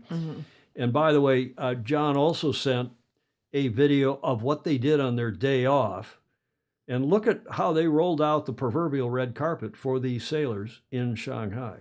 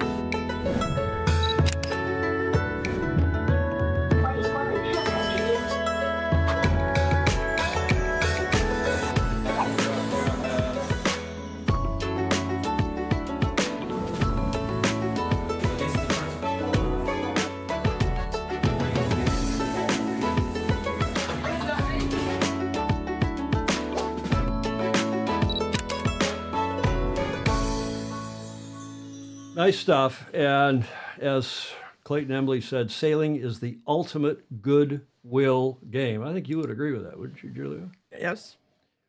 I don't see any of our foes. You've noticed our little innovation in the lower left corner of those videos, Julia. But they will now that you mention it, because I didn't see it at first either. Which brings us to the Coach's Corner. Finally, an hour and 45 minutes into the show, we're at the Coach's Corner with John Emmett, who, as I mentioned a moment ago, is back in England before he heads back to Hong Kong in a week's time. Hi Tom, Julia and all the Fosy. I've just got back from an absolutely fantastic time in Shanghai. In fact, it's ironic, I'm only in the UK for about a week before I go back to Asia, indeed to Hong Kong. So 7 days, 7 hours jet lag, but there we go. But yeah, it's an amazing time, and they asked us, what was different about this regatta, and it was hard to say, because it was pretty much everything, right from what we had for breakfast in the morning. We had 2 full days of tour. I haven't actually managed to get the YouTube video out, but I will try and show that. The on the water coverage was amazing. They had trackers and live coverage, and it was one of those nice but nasty things to do, to sit at the end of the day, have a beer and actually see what went right and what went wrong. And the racing was so fun because we were on a lake, obviously inland water, which meant it was super hard to be consistent, and top 5 was super close. Personally fell a little bit foul of the yellow flag, I think partly because pretty fast downwind and did quite a few turns. So for people who were questioning me online, the reason I had to retire from the race, one of the races I was winning, was because of a yellow flag, second yellow flag penalty. And it's strange because I've never really had this sort of a lot of events, so yeah, thinking maybe to have things a little bit smoother.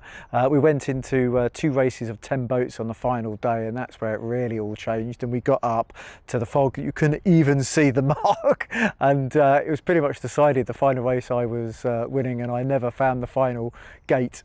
I had to reach in because I couldn't see the marks. The fog were that thick. So I think I went from 1st to 9th, and then the next leg I went from downwind, I went from 9th to 2nd, and then probably back to 6th or 7th, just trying to hunt the marks in the fog. And I was chatting to Amy, the girl who went to or will be going to the Olympics, and she said that's actually how the National Games was recently decided in 2020. So that's a skill set, and perhaps one of the times I should definitely be using a compass. But I said, it was really good fun. We had I think it was 6 or 7 invitational sailors came from all walks of life, and I thought we couldn't have been made more welcome. I've just filled out the survey, and I hope I've done that right, because it was all in Chinese.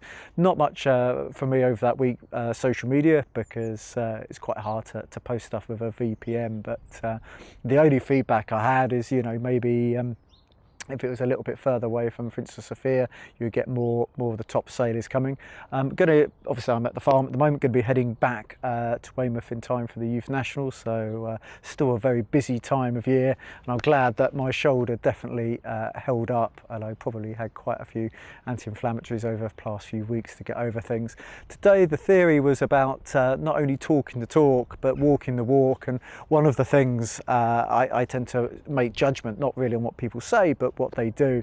And you need to think that actually when you go full-time sailing, it's about being dedicated. Everybody has days where they're not motivated. So yes, you want to do it in a fun way, but you need to make that decision pretty early on. And if people go into full sailing just thinking it's just going to be fun, maybe they're going to have a short-lived career or not be as successful as they could be. This is filmed again at the granary, and this was my project which was going on. I wanted to show you lots and lots of progress every time I come to farm. Unfortunately, it was a good instance of a builder who talked the talk, didn't walk the walk. You can see there's been very little work done. In fact, he's now gone bankrupt, so I'm not sure we're going to be using this background for much longer, which is rather disappointing, but probably a bit of a life lesson there. In terms of sailing, this is the Olympic year, so there's going to be a huge amount going on, so I want people to really think about that.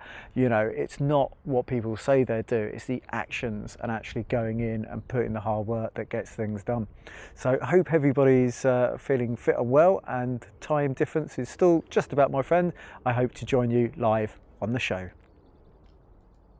the builder's gone bankrupt. He goes to China for a week and comes back for a week and then goes back to China again so he can check on the builder. The poor guy. Yeah. Oh, my goodness. Steve Adkins, China's sailing program has been growing exponentially. Jim Johnstone, who we all know, or most of us will know on here, Jim's one of the sons of Rod Johnstone, right?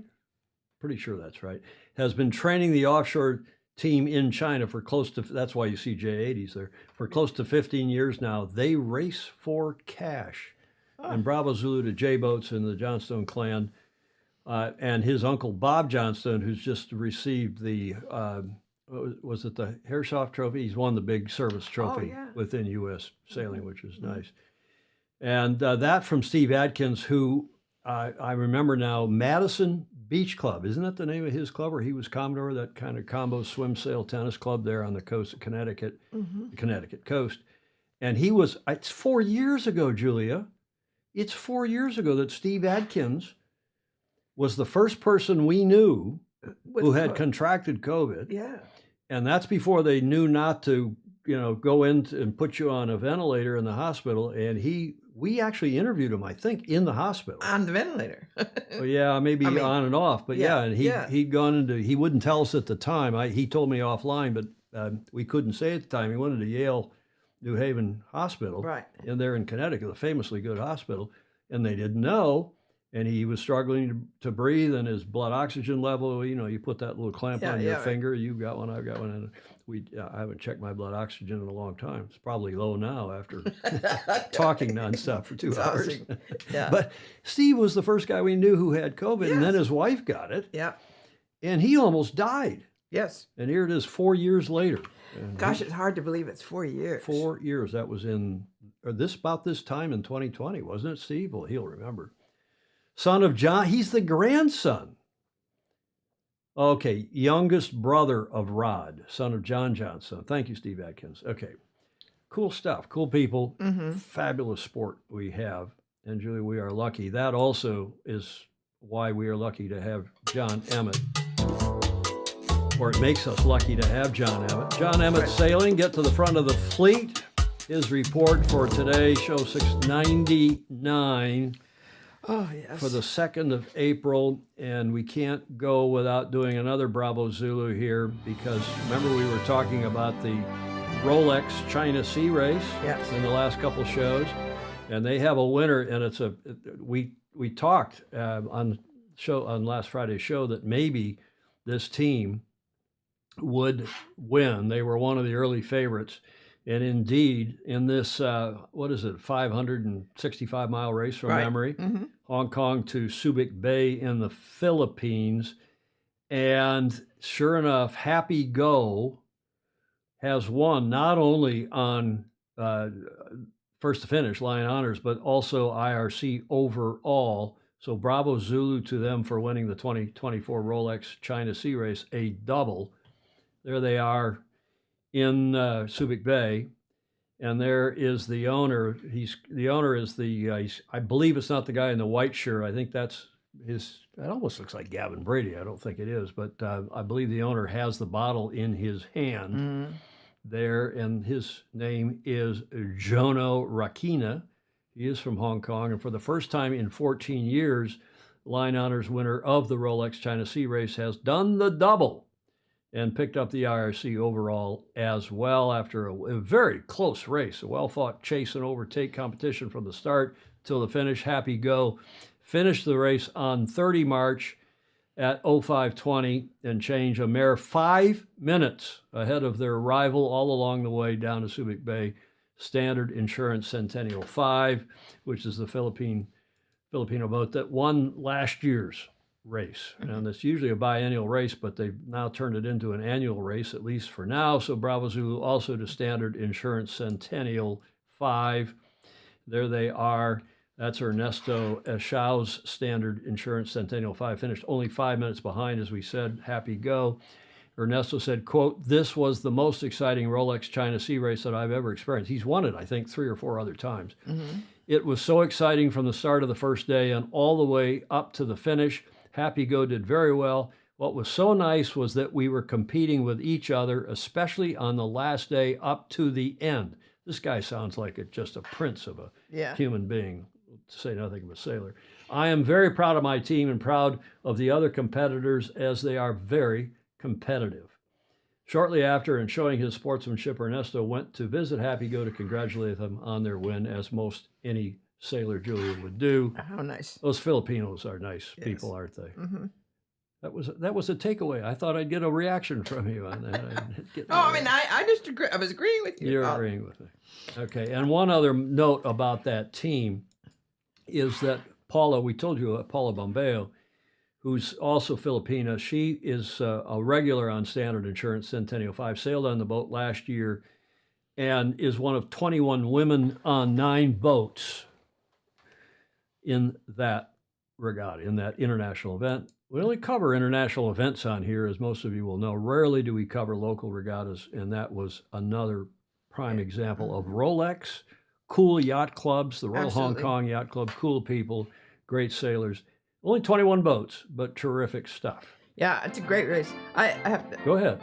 Clark Chapin has a good comment. The map makes it look like a straight shot, which I was thinking too. But in reality, I'll bet they have to avoid all the shoals and spratly islands that the PRC has claimed and is building on basis on. Yeah, could be. Could be. And that brings us to this day in history, Julia. What happened on this day in history in 1877? Oh, my gosh. And I will tell you, this is obscure, and it's not really sailing related, and there's no truth to the rumor that this person is a sailor. She may have been. Shot from a cannon? Shot from a cannon. Let's see if any of the Brits know who this was. But it was a big deal. And to this extent, it involves water. It was done in the Royal Aquarium. Oh. Commencing Easter Monday. And what did I say? 1877. Mm-hmm. And indeed, Zazel was her stage name. Shot from a cannon. Hugely dangerous thing. And by the way, this attracted a lot of interest. Amelia Earhart, there's Claire Harrington is still on. Clever as always, the Vice Commodore of New York Yacht Club. Not Amelia Earhart, but the guys were, this is the circus. This is the trying to attract people to come, and this is Victorian England. And she, to get herself into the cannon and to get herself shot from the cannon, she had to strip all but all of her clothes off, most all of her clothes. So in Victorian England, it was a bit of a deal. Oh, yes. My God, did she live? Stingray is asking. Blake Middleton, first human cannonball act performed by a 14-year-old. Well, she was actually 17. Blake, from what further research I did, I saw 14 and 17. Rosa Matilda Richter, known as Zazel at the Royal Aquarium. Gordon's asking if she was a member of the Clapshot family. Rosa Matilda. Oh, good for her. Who used the stage name Zazel, was an English aerialist and actress who became known as the first human cannonball, age 17, I think. If you trust Wikipedia, Blake, that's who it was. She took up ballet, gymnastics, and trapeze by the time she was 6, and at 12 went on tour with a traveling acrobat troupe. In 1877, she was the first person to be fired out of a cannon in front of a large crowd at the Royal Aquarium. So that's, excuse me, Julia, that's water related. It is. At the aquarium. Water related. Flash bang, it's the human cannonball Zazel. On this day, the 2nd of April, 1877, only 26 years after AC0, after 1850. Here it says it was performed when she was 14. No, this is wrong. Oh, it is. I'm pretty sure she was 17. Blake, he knows what website I guess I look at to get a lot of these things, and I think this website had it wrong. It's not the first time that one of those websites has had it wrong, but if you trust Wikipedia, and I looked at 3 or 4 other sites to see whether it was 14 or 17. And in either case, it's young. And teenage. And more than that, she had no clothes on and was described as having the perfect body. men should go multiple times to see this because she's not only young and nubile, she has the perfect body and not Oh, I many missed that. scantily clad. Oh.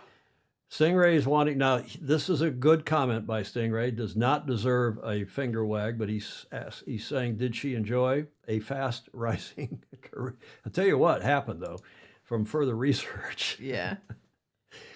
On one of these occasions, she was shot into the net somewhere, and her demise, or at least her major injury, came from the net having been left outdoors for a long time and wet and dry and it rotted. And she went through the net and hit the floor, and that's apparently how that and falling off the high wire once or twice or whatever else happened to her. Well, I'm glad she's getting a little recognition. Well, we should, on this show, if she's getting all that recognition. Blake wants to know how any website could be wrong. Well, exactly. Certainly not Sailing Illustrated. We don't even maintain our website anymore because we do this twice a week, and it's everything I can do to keep up with this. Yeah. This is a Fosy Focus. We haven't done one in a while, as we're 2 hours and 1 minute into this show. The Fosy, because we got more than one today. Fosy, is that right, Julia? Right. Cool people. We celebrate cool people on this show, including our double Fosy, Clark Chapin, a super Fosy who's been with us since the start, helps us with this channel regularly, still does. Mm-hmm. My longtime friend. We grew up together at Portage Yacht Club, northwest of Ann Arbor. He is a U.S. sailing recognized PRO and judge and so on, and the past president of his interlake class. And he is the past Commodore of our home yacht club. And he was interviewed by Greg Norman on Inside Great Lakes Sailing, with whom I did an interview not too many weeks ago. And Greg's doing a great job interviewing various people, including he's got the first interview, as far as I'm aware, of the German gentleman who is now the head of U.S. Sailing's Olympic program. Oh, good. So there's Clark is saying there's a lot of glare off his bald head, but that notwithstanding, it was a great interview. I commend it to you. It's on, just Google Inside Great Lakes Sailing. It's on that YouTube channel, and a little Fosy Focus for today. Look at that, yeah. But wait, there's more, because another couple Fosy, Dave, in fact, all three are Fosy. Dave Reed of Sailing World interviewed Taylor and Mike, Taylor Canfield, Mike Buckley, on his, it was a 35 or 40-minute interview that he did on the Sailing World YouTube channel. I commend that to you as well. Interesting, with their reactions to what happened in Christchurch and why the U.S. team is not doing a little bit better than they are. Some of you have your theories on that, but I commend those Fosy to you as well. And then finally, speaking of Christchurch, we'll have another Fosy Focus after this, but this is the British Sail GP team, better known as Emirates GBR, and the reaction of one of their top sailors. So we just finished up here in sunny Christchurch. It's been an eventful few days. We actually had a training day on the Thursday, which is like gold dust while the new crew's getting used to the boat. It was actually super windy that day, and we only got 30 minutes of sailing, which was a little bit frustrating. Practice racing was super shifty, actually, from the southwest that day, and we had an incident with Spain, which meant we got penalty points, and in eight event points, as for breaking Rule 14, which was completely fair enough, but it puts you on the back foot for racing.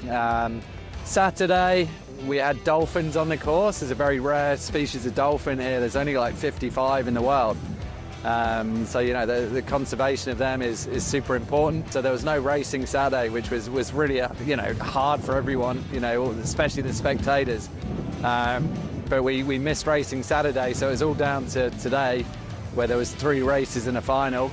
The team actually, they're still getting used to the boat. They're still moving forward in it. There's a lot of low-hanging fruit, some easy gains to be had.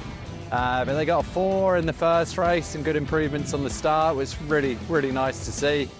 A 3 in the second race.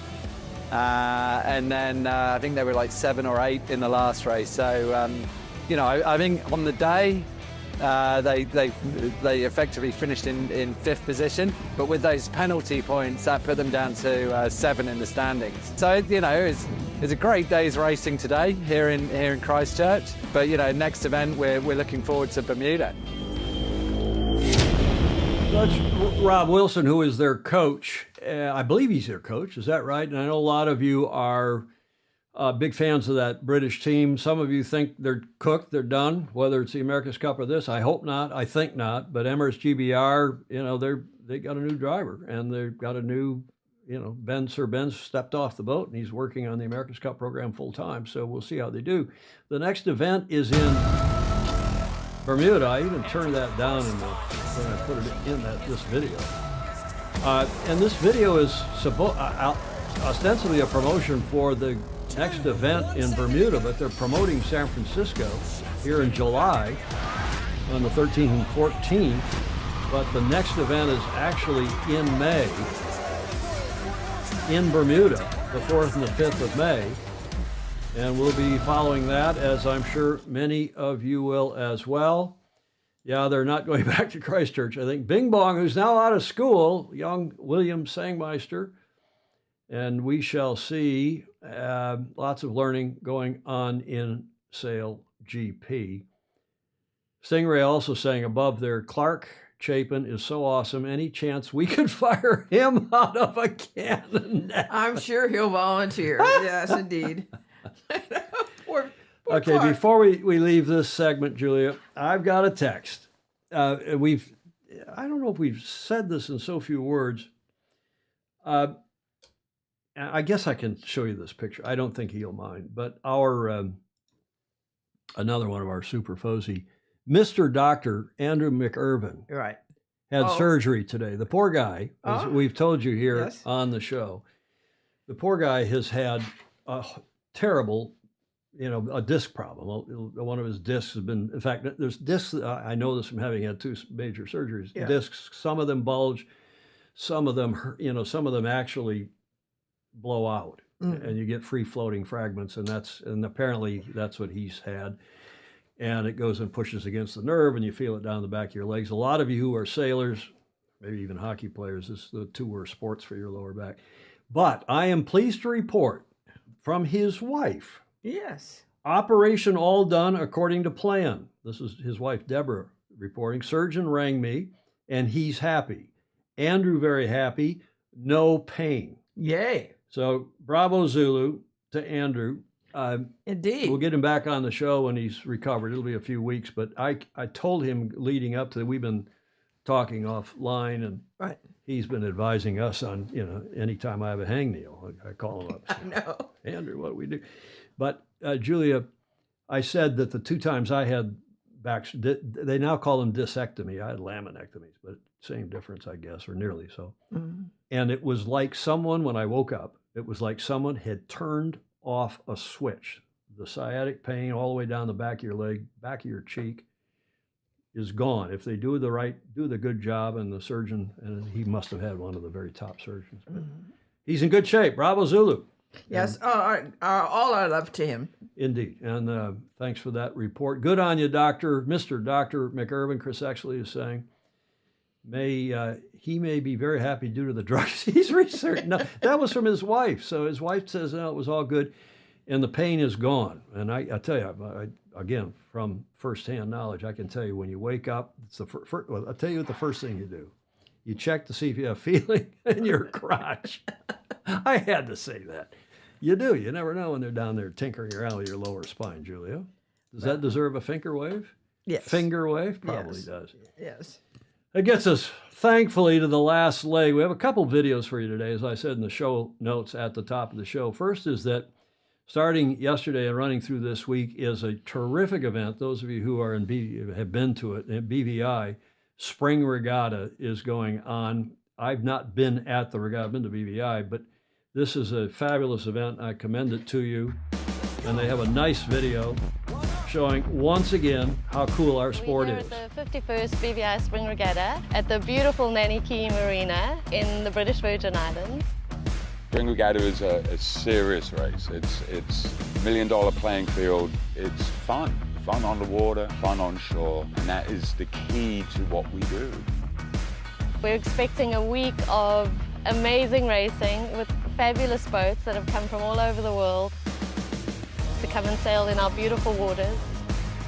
What I love about the Regatta Village is the community comes into the village as part of their social.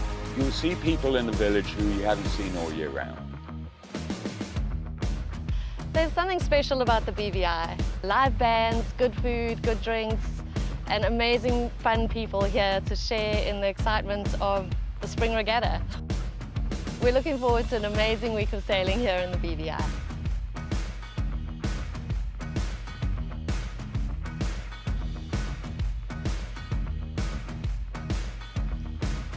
Another sailor, he said he had 5 back surgeries and numerous other pain blocks, and I've never woke up pain-free till last Friday. 1 injection in the neck and the pain is gone. Okay, Stingray's got a comment. Okay, we'll go back and read the comments, right, Julia? Yeah. You always commend it. So nice regatta going on down there this week in Tortola in the British Virgin Islands. This is the video I promised about Luna Rosa's final preps for their launch on the 13th of April.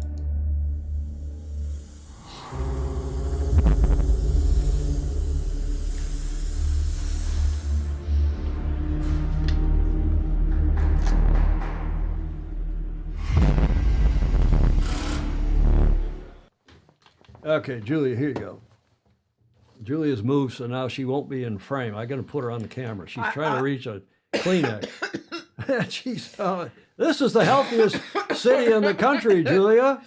Oh, no, I'm sorry. Oh, my goodness. Okay, I hope you're not getting a cold. I'm not. It's... I won't put you on the spot. Thank you, LRPP, AARP, that's us. Luna Rosa Prada-Pirelli. Their launch is on the 13th of April. Mm-hmm. It'll be live on television, on YouTube at least, if not more, and we commend it to you. Great. Whiskey, Tango, Foxtrot, Julia. And this one I loved. I'm getting tired of these, but I still loved it. This from John Sangmeister, the police officer, saying, "You saw 5 people beat up a guy playing the banjo?" Claire Harrington will love this. "Why didn't you help?" I thought 5 should be were, Julia, not was. I thought 5 were enough. Yeah.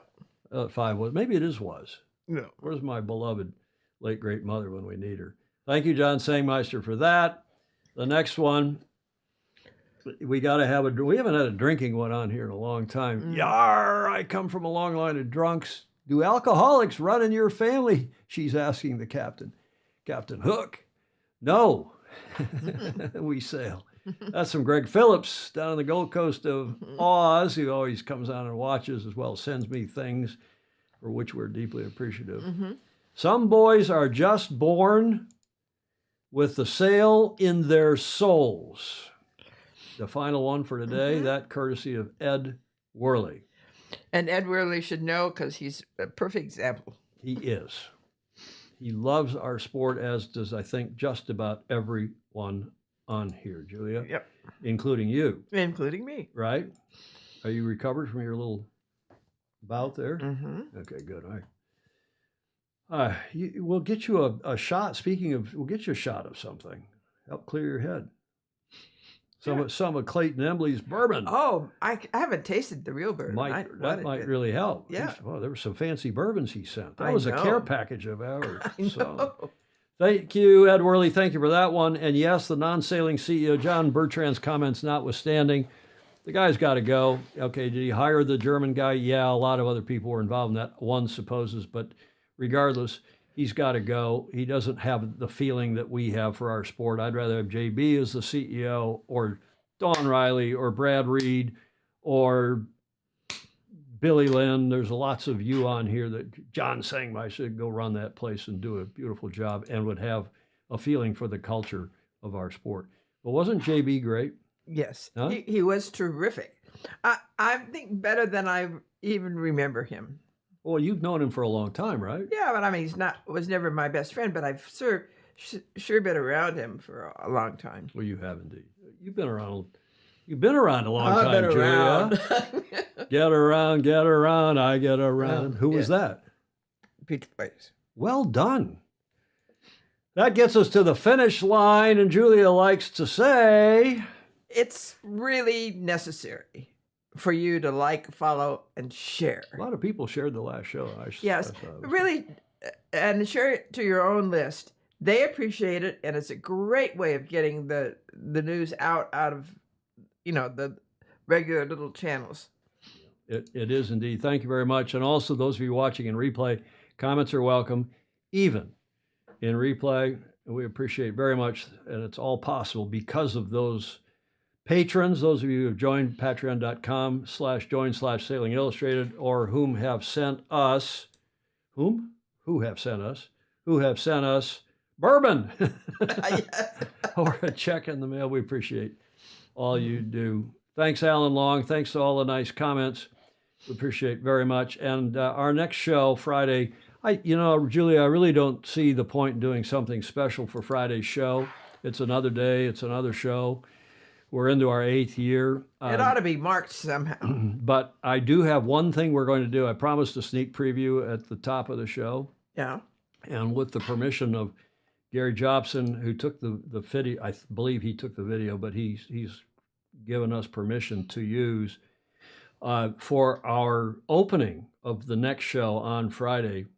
He, like these people who've given us, and I see I credited Gary right there in the middle because you're about to see some video that he and his team shot, courtesy also the 12-meter class and the International 12-Meter Association. Mm-hmm. We have video for our opening on Friday's show, which is brand new, our show number 700. The opening will look like this.